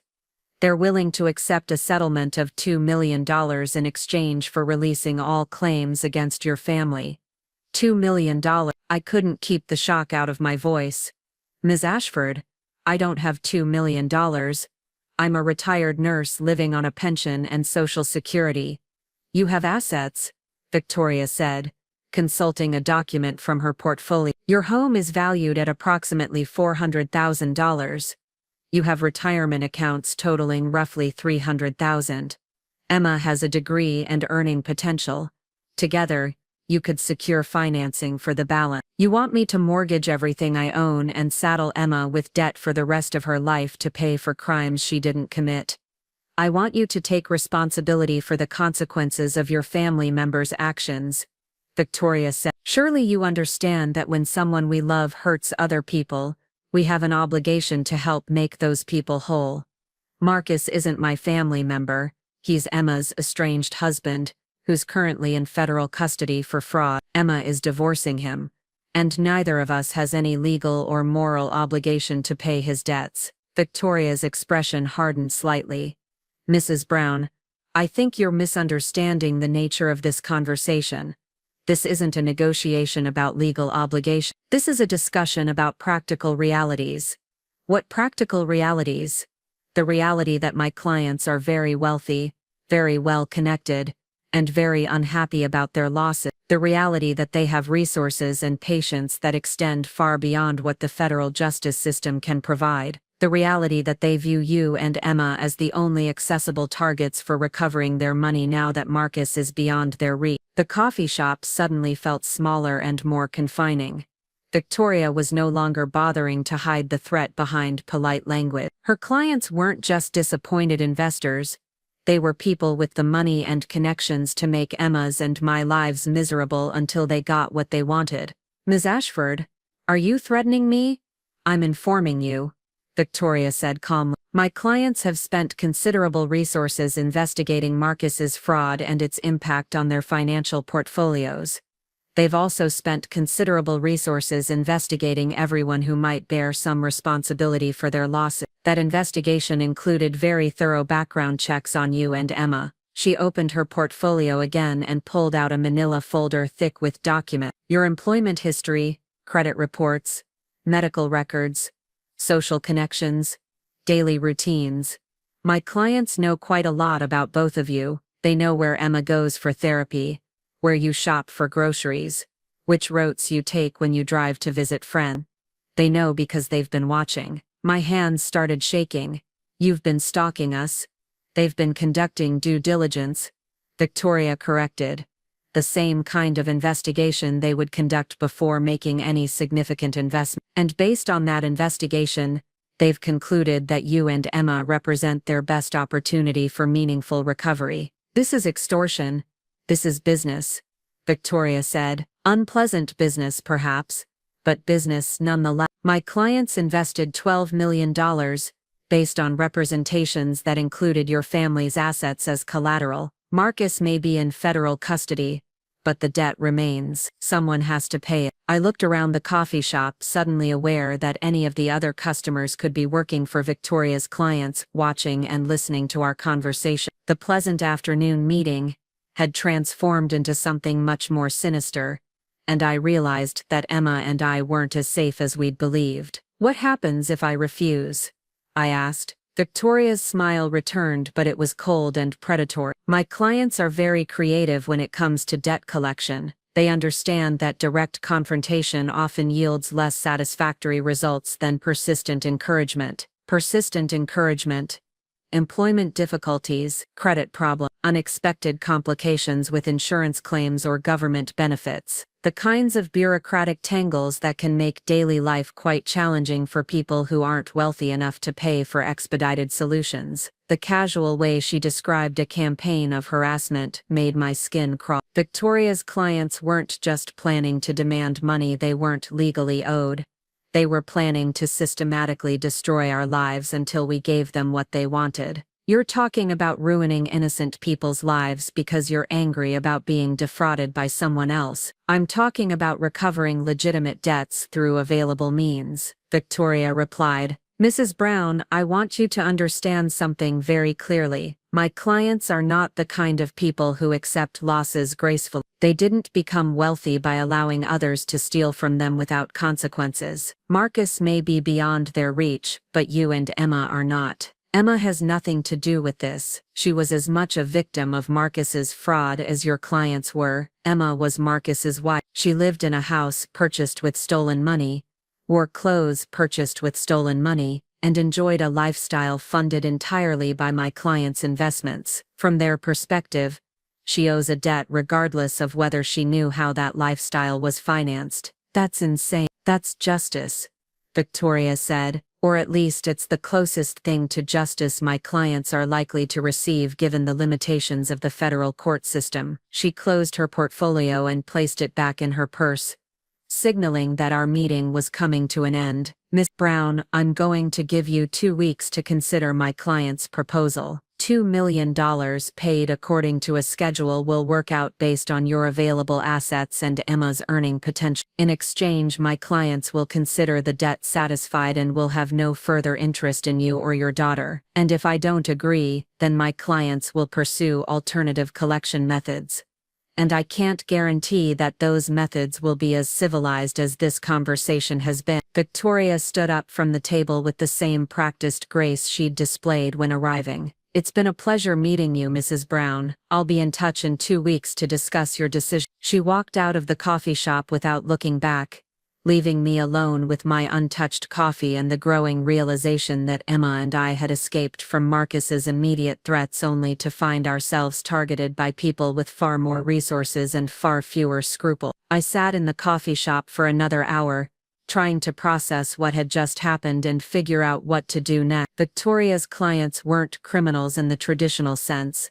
They were legitimate investors who'd been defrauded by Marcus and were now seeking recovery through methods that skirted the edges of legality without quite crossing into obvious criminal behavior. The sophisticated nature of their approach made it clear that these weren't street-level loan sharks or traditional organized crime figures. These were wealthy, educated people who understood how to use legal and bureaucratic systems to apply pressure without leaving obvious evidence of misconduct. They could make our lives miserable in ways that would be difficult to prove and impossible to prosecute. When I finally left the coffee shop and drove home, I was hyper-aware of every car behind me, every person who seemed to be paying attention to my movement. Victoria's revelation that we'd been under surveillance had shattered the sense of safety we'd begun to rebuild, and I realized that our ordeal was far from over. Emma was waiting for me when I got back to the apartment, and she immediately knew something was wrong. "Mom, what happened? You look like you've seen a ghost." I told her about Victoria's visit, the demand for $2 million, and the threats of ongoing harassment if we refused to pay. Emma listened in growing horror, and by the time I finished explaining the situation, she was pale and shaking. "They want us to pay Marcus's debts," Emma said. "Mom, that's not how the law works. We're not responsible for crimes we didn't commit." According to Victoria, her clients aren't interested in what the law said. They're interested in getting their money back from whoever they can reach. And Marcus made sure they could reach us by using our existence as part of his sales pitch. Emma sank into the couch and put her head in her hands. "I thought it was over. I thought once Marcus was arrested and his criminal associates were in custody, we'd finally be safe." "So did I said, sitting beside her and taking her hand.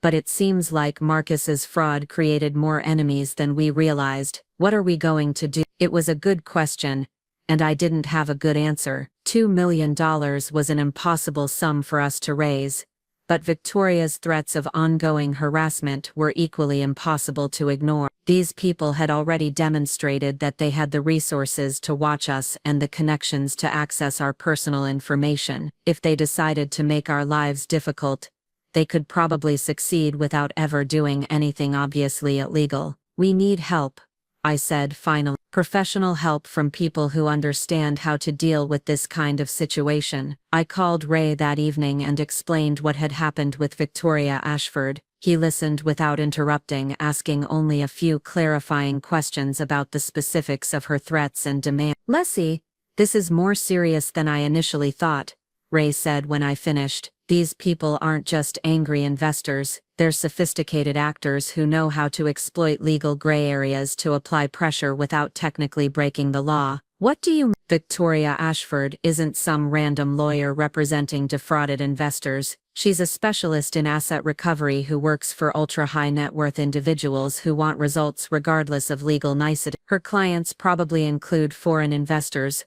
offshore shell companies, and other entities that can't easily pursue recovery through traditional court systems. Are you saying they're criminal? I'm saying they're people who operate in spaces where the line between legal and illegal gets very blurry.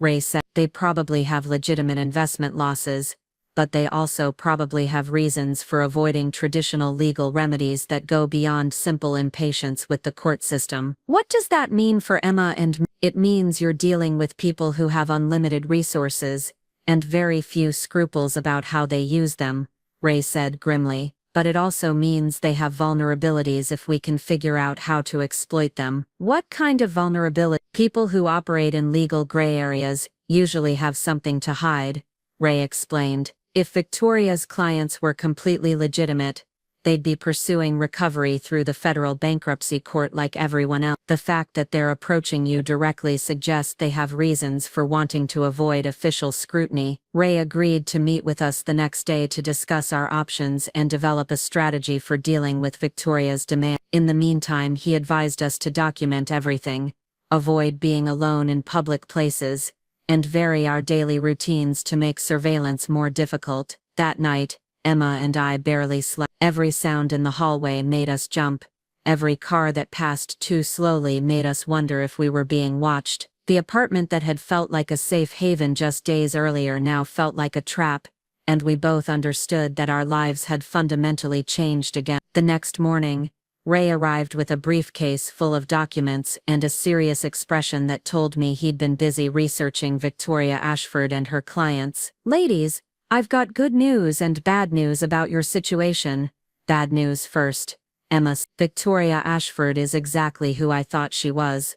A specialist in aggressive asset recovery who works for clients with questionable background. Her firm has been investigated multiple times for harassment and intimidation tactics, but they're very good at staying just inside the boundaries of legal behavior. And the good news? Her current clients include at least 3 entities that are under federal investigation for money laundering and tax evasion, Ray said, pulling out a folder thick with financial documents. If we can connect those investigations to their pursuit of you and Emma, we might be able to convince federal prosecutors that this debt collection effort is actually an attempt to recover proceeds from other criminal activity. Ray explained that Marcus's investment fraud had apparently attracted money from sources that were themselves questionable. Some of Victoria's clients were shell companies controlled by foreign nationals trying to move money out of countries with strict currency control. Others were domestic entities that appeared to be fronts for tax evasion schemes or other financial crimes. The federal investigators working on Marcus's case are very interested in following the money trail back to its sources. If we can demonstrate that Victoria's clients are demanding payment for investments that were themselves illegal,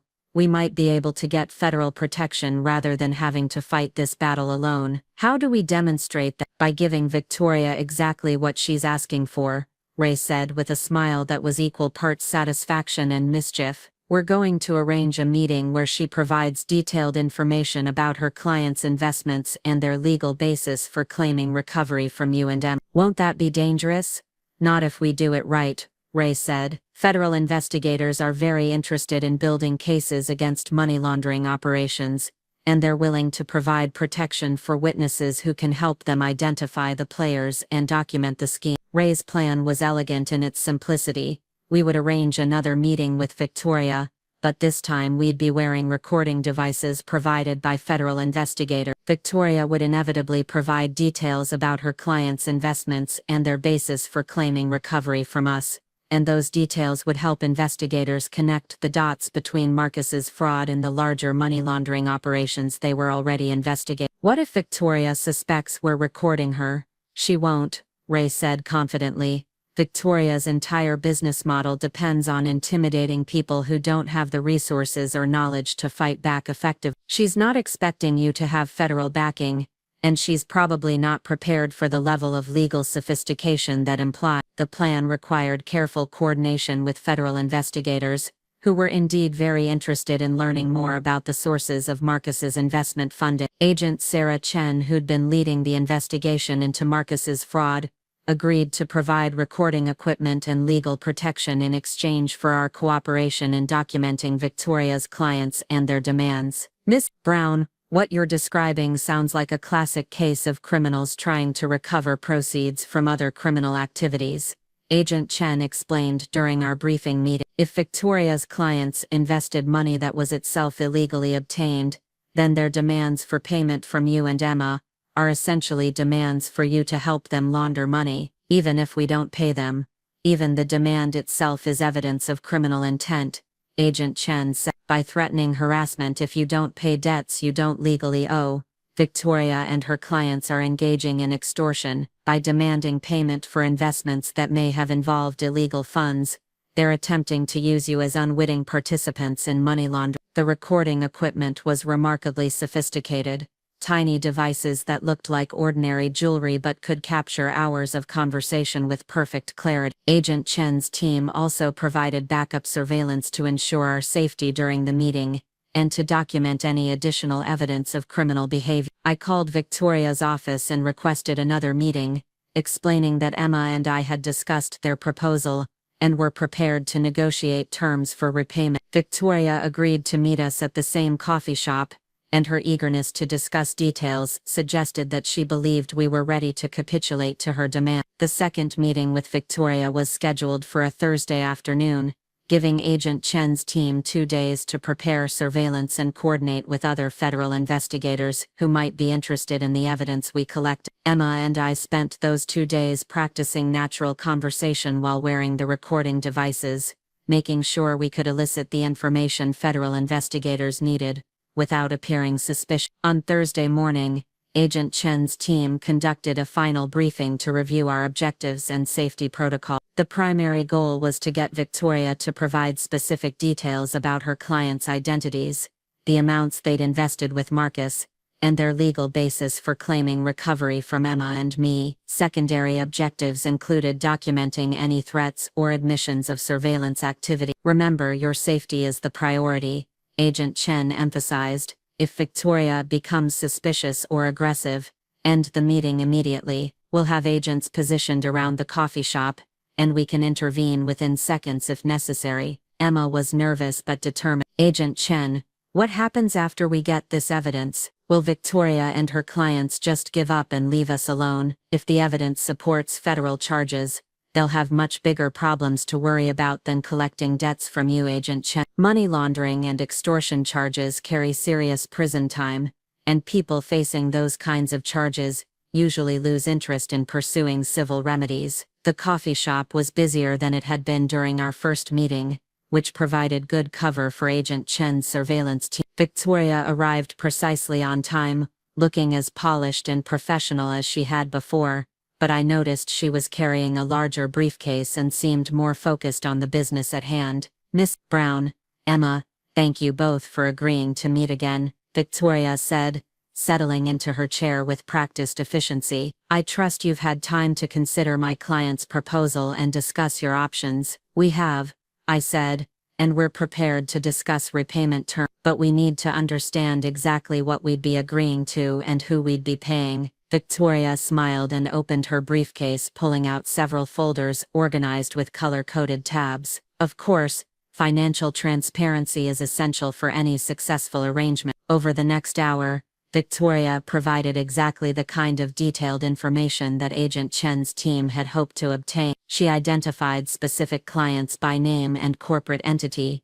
described the amounts they'd invested with Marcus and the timelines involved, and explained their legal rationale for seeking recovery from Emma and me. What emerged was a picture of an investment scheme that had attracted money from sources that were themselves questionable. Victoria's clients included shell companies controlled by Eastern European nationals trying to move money out of countries with strict currency control, domestic entities that appeared to be fronts for tax evasion schemes, and at least one organization that Agent Chen later confirmed was already under investigation for connections to organized crime. My client Dmitry Volkov invested $4 million with Marcus, based specifically on representations about your family's assets as additional security, Victoria explained, consulting one of her folders. Ms. Volkov operates several successful import-export businesses, and was attracted to Marcus's operation because of the apparent stability provided by family connections. Import-export of what? Emma asked. Various commodities, Victoria said vaguely. Mr. Volkov's businesses are quite diversified. Victoria's evasiveness about her client's activities was itself evidence that she understood those activities might not bear close scrutiny. As she continued describing various investors and their claims, it became clear that most of Marcus's funding had come from people who had reasons for avoiding traditional investment channels and official documentation. "Miss Brown, I want you to understand that my clients aren't unreasonable people," Victoria said as our meeting drew to a close. "They're simply business people who made investments based on specific representations and now find themselves facing significant losses through no fault of their own." "Through no fault of our own either," I pointed out.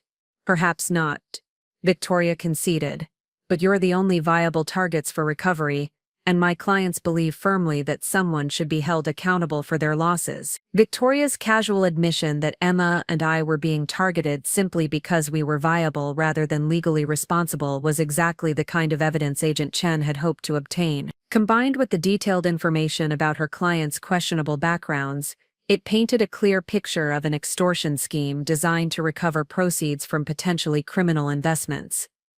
"What specific consequences can your clients implement if we refuse to cooperate?" Emma asked, and I could hear the tension in her voice despite her efforts to sound casual. Victoria's smile became predatory. "My clients have considerable resources and extensive network. They can make life quite difficult for people who disappoint them, particularly in areas like employment, credit, and regulatory compliance."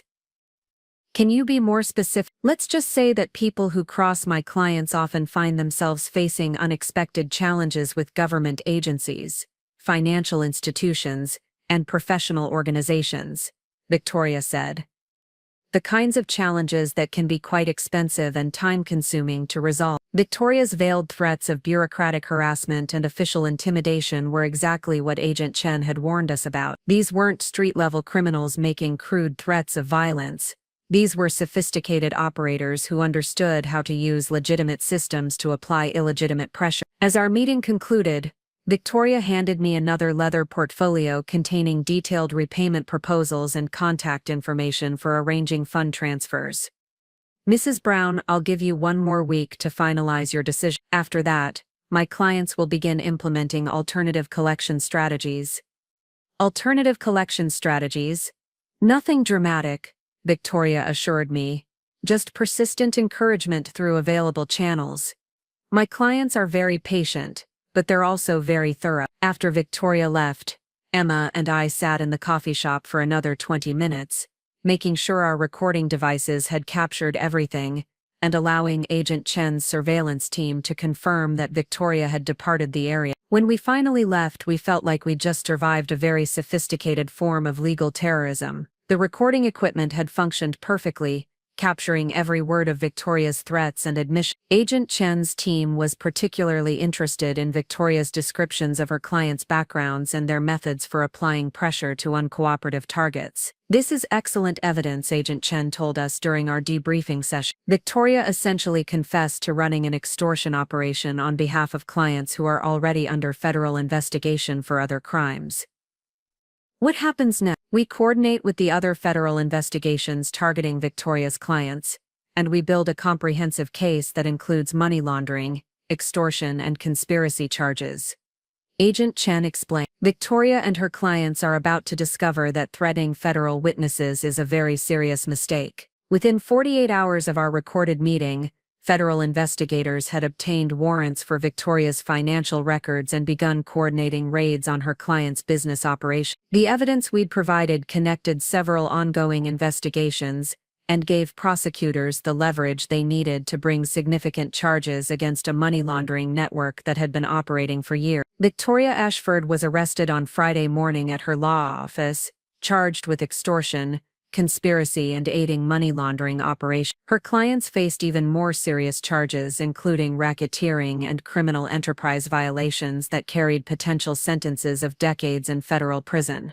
The speed with which everything unraveled was breathtaking. Within a week of our recorded meeting, the entire network of investors who'd been demanding payment from Emma and me was either under arrest or fleeing the country to avoid prosecution. Victoria's sophisticated debt collection operation, collapsed overnight when federal investigators seized her assets and arrested her key operatives. Agent Chen called us with updates as the arrests proceeded. Miss Brown, I wanted you to know that Victoria's cooperation with prosecutors has provided evidence connecting her clients to organized crime operations in 6 different countries. The $2 million they were demanding from you was essentially a test case for a much larger extortion scheme targeting victims of investment fraud across the United States. You mean we weren't their only targets? Not even close.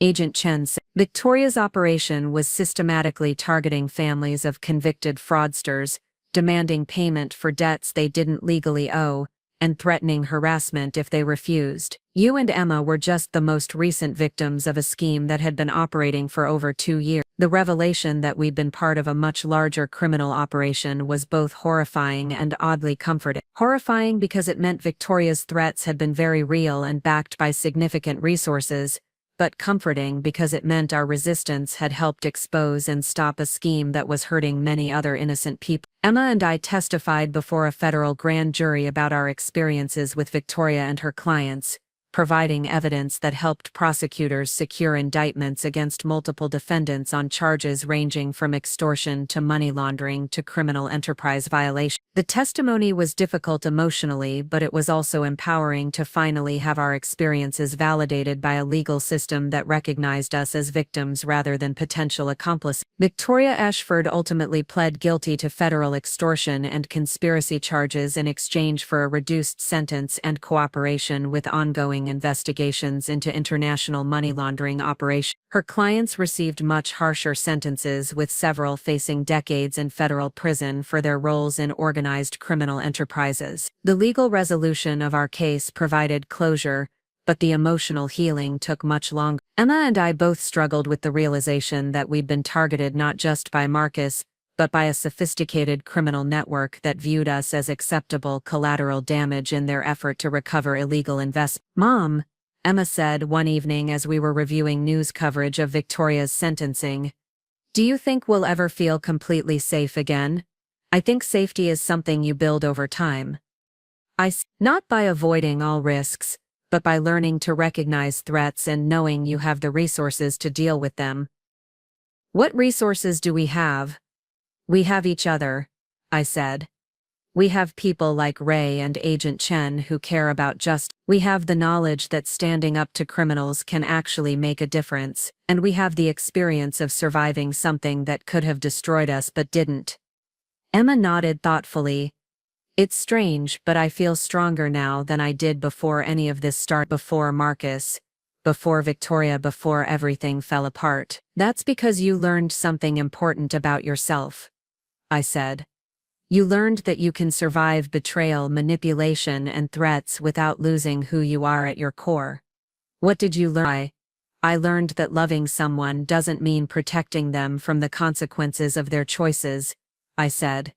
And I learned that sometimes the most dangerous people are the ones who dress their criminality in expensive suits and polite language. 6 months after Victoria's arrest, Emma and I had settled into a new normal that was both more cautious and more confident than our previous lives. We'd moved to a different city, partly for safety and partly for the fresh start that comes with new surroundings and new opportunities. Emma had started working as a graphic designer for a nonprofit organization that helped victims of financial crime, using her experience with Marcus's fraud to help other people navigate the complex aftermath of investment schemes and debt collection harassment. The work was emotionally demanding but deeply satisfying, giving Emma a sense of purpose that her marriage to Marcus had never provided.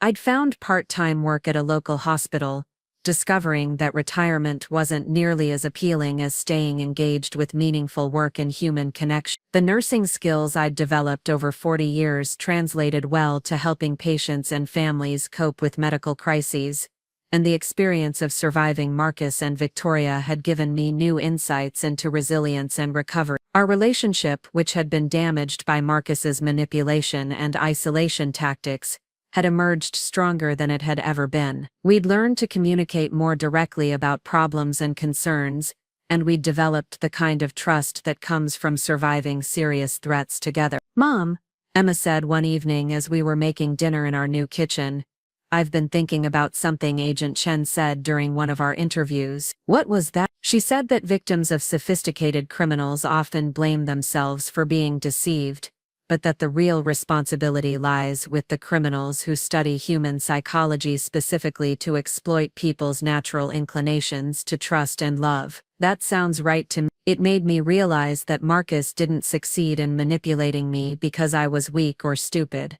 Emma said. He succeeded because he spent years learning how to identify and exploit the things I valued most.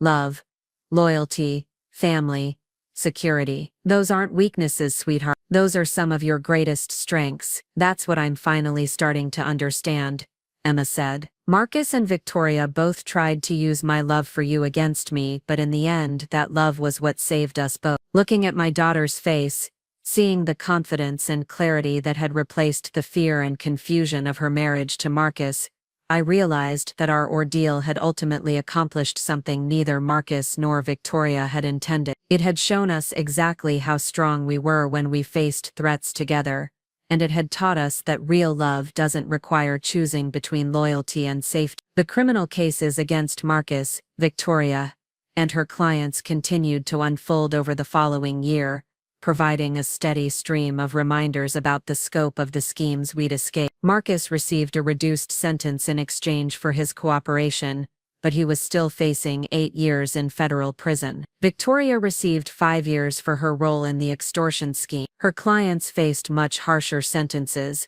with several receiving terms of 15 to 20 years for their roles in international money laundering operations. Emma's divorce from Marcus was finalized without complications, partly because his federal conviction made it impossible for him to contest the dissolution and partly because he no longer had any assets worth fighting over. The house that had once seemed like a symbol of success and security was sold to pay restitution to fraud victims, and Emma felt nothing but relief as she signed the papers that severed her last legal connection to the man who'd turned her life into a carefully constructed lie. "It's funny," Emma said, as we celebrated her divorce finalization with dinner at our favorite restaurant. "I thought I'd be sadder about the end of my marriage, but all I feel is free. That's because it wasn't really a marriage. It was a performance Marcus wrote and directed, with you playing a role you never auditioned for." "What about you?" Emma asked. "Do you have any regrets about how we handled everything?" I thought about the question seriously. There were certainly things I could have done differently. Warning signs I could have recognized sooner, questions I could have asked more directly, professionals I could have consulted earlier in the process. But ultimately I was proud of how we'd responded to extraordinary circumstances with courage and integrity. The phone call came on a Tuesday morning exactly 1 year after Marcus's sentence. I was watering plants on the balcony of our new apartment when Emma answered her cell phone with the kind of professional greeting she used for work calls. But something in her voice changed after just a few seconds, and when I looked through the sliding door, I could see her face had gone completely white. "Mom," she called, her voice trembling. "You need to hear this." The caller was Detective Patricia Novak from the County Sheriff's Department, and her news was both shocking and somehow inevitable. Marcus Wellington had been found dead in his federal prison cell that morning, an apparent suicide by hanging using bedsheets twisted into a makeshift rope. "Miss Reynolds, I know this is difficult news," Detective Novak said when Emma put the call on speaker, "but there are some circumstances surrounding your ex-husband's death that we need to discuss with both of you." "What kind of circumstances?" I asked. "Mr. Wellington left behind several letters, including one addressed specifically to you and your mother, but more importantly, he appears to have been in contact with individuals who may pose a continued threat to your safety." The words hit me like ice water. We'd believed that Marcus's imprisonment and the dismantling of Victoria Ashford's extortion network had finally put us beyond the reach of anyone who might blame us for his crimes. The idea that his death might actually increase our danger had never occurred to either of us. Detective Novak explained that prison officials had discovered evidence of ongoing communication between Marcus and individuals connected to some of the criminal organizations that had invested money in his fraudulent schemes. Despite being in federal custody, Marcus had apparently been providing information about other potential targets for debt collection, including detailed personal information about Emma and me. Detective Novak, are you saying Marcus was still working with criminals even from prison? Emma asked. We believe he was trading information about other fraud victims in exchange for protection from inmates who might have wanted to harm him for his cooperation with federal prosecutors, Detective Novak explained. Unfortunately, that protection arrangement appears to have fallen apart recently. The implication was clear. Marcus hadn't committed suicide out of remorse or despair. He'd been killed by people who no longer found his information valuable enough to justify keeping him alive, and now those same people might view Emma and me as loose ends that needed to be addressed. Detective Novak arranged to meet us that afternoon at the sheriff's department to review the evidence they'd collected and discuss security measures. The drive to the meeting felt surreal, like we were somehow traveling backward in time to the period when our safety was constantly in question. The sheriff's department was a modern building that managed to feel both secure and welcoming, but I couldn't shake the feeling that we were walking back into a nightmare we'd thought was finally over. Detective Novak turned out to be a woman in her 40s with short gray hair and the kind of direct manner that suggested extensive experience with serious crimes. Ladies, I want to start by showing you the letter Marcus left for you, because it contains information that may be relevant to your safety, Detective Novak said, handing Emma a sealed envelope with both our names written on the front in Marcus's familiar handwriting. Emma opened the letter with shaking hands and read it silently before passing it to me. Marcus's final message was a combination of apology and warning that left me feeling sick to my stomach. Emma and Leslie, I know you have every reason to hate me, and I know my apologies mean nothing after everything I've put you through, but I need you to understand that my death means you're both in more danger than you realize. The people I've been providing information to aren't going to just disappear because I'm gone. They have detailed files on both of you, and they believe you know things about my operations that could be valuable to law enforcement. I tried to convince them you were innocent bystanders, but they think I was lying to protect you. Please be careful.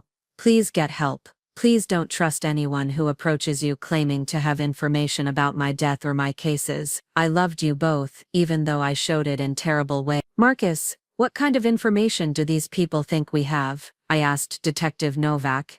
Marcus was involved in money laundering operations that extended far beyond the investment fraud he was convicted for, she explained. Federal investigators believe he had knowledge of criminal enterprises operating in multiple states, possibly multiple countries. These organizations may believe that Marcus shared sensitive information with his family members as a form of insurance policy, but he didn't share anything with us, Emma said.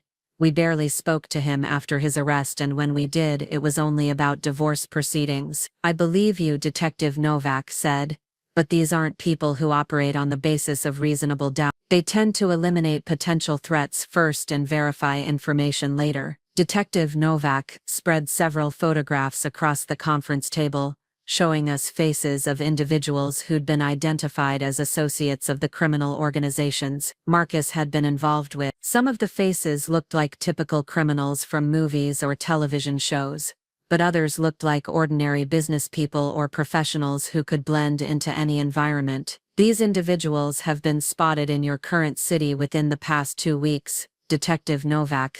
We believe they're conducting surveillance and preparing to make contact with you. The photographs made our situation feel suddenly and terrifyingly real. These weren't abstract threats or distant possibilities.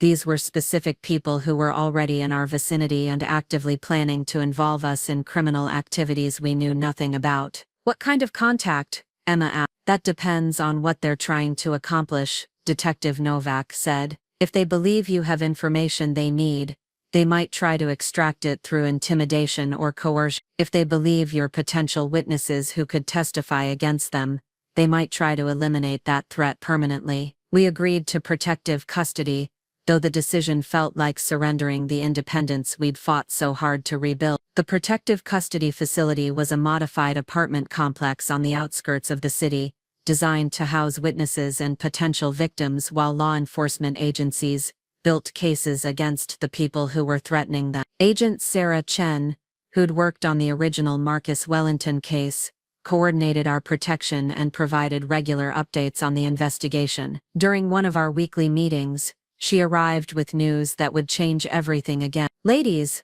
I have good news," she said, settling into her usual chair in our apartment's living room. "We arrested 4 individuals yesterday who were planning to kidnap you and use torture to extract information they believed you had about Marcus's money laundering operation." The casual way she delivered such shocking news took my breath away. They were planning to torture us. They were planning to do whatever they thought was necessary to get information about offshore accounts and cryptocurrency wallets they believed Marcus had told you about, Agent Chen explained. "Fortunately, we were monitoring their communications and were able to intervene before they could act on their plans." Emma sank into the couch like her legs had given out. "Agent Chen, we don't know anything about offshore accounts or cryptocurrency. Marcus never told us anything about his financial operations." "I know that, and you know that, but these individuals were convinced that Marcus must have shared critical information with his family members as an insurance policy," Agent Chen. "They were prepared to spend considerable time and effort trying to extract that information." The arrests led to a cascade of additional investigations and prosecution. Agent Chen explained that Marcus's death had apparently triggered a scramble among various criminal groups to recover money and information they believed he'd hidden from them. Our case had provided law enforcement with access to communications and documents that revealed the structure and activities of criminal organizations operating across multiple states. Marcus was involved in much more than simple investment fraud, Agent Chen told us. He was laundering money for drug trafficking organizations,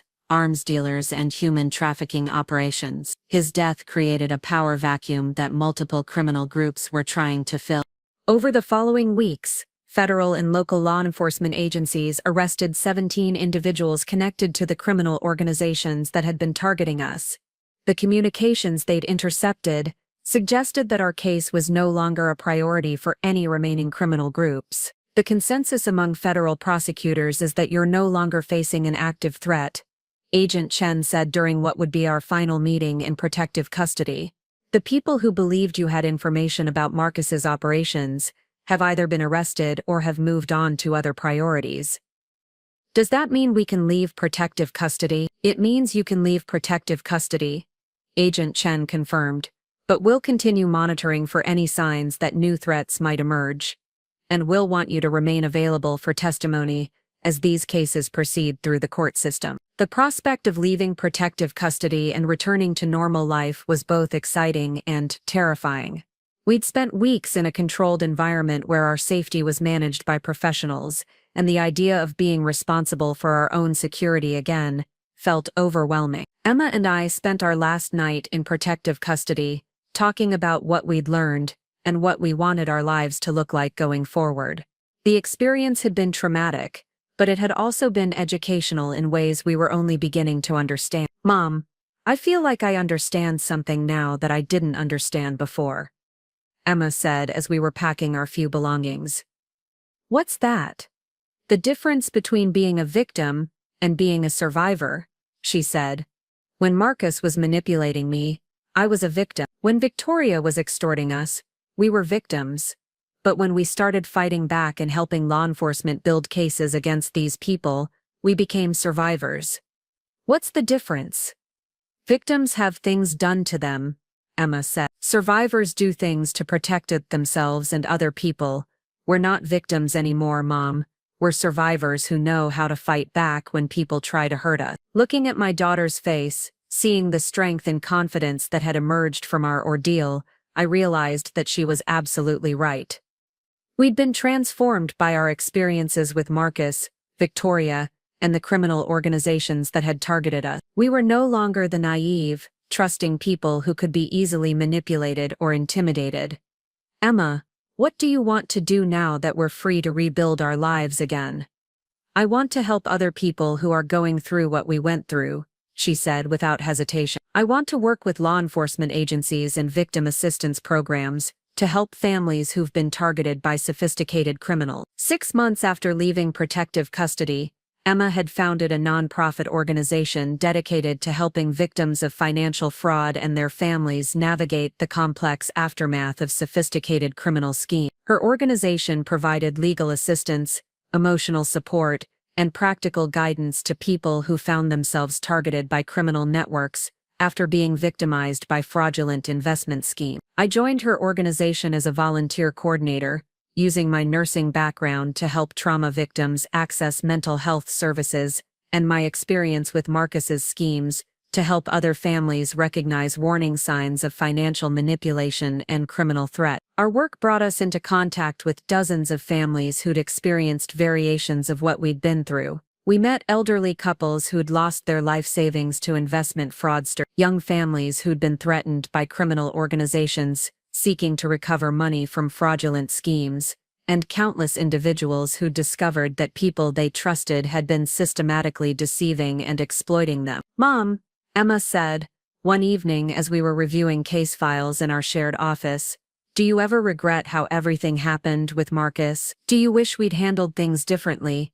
I thought about the question seriously. There were certainly things I could have done differently, warning signs I could have recognized sooner, questions I could have asked more directly, professionals I could have consulted earlier in the process. But ultimately, I was proud of how we'd responded to extraordinary circumstances with courage and integrity. "I regret that we had to go through any of it," I said finally, "but I don't regret how we handled it. We chose to fight back instead of accepting victimization.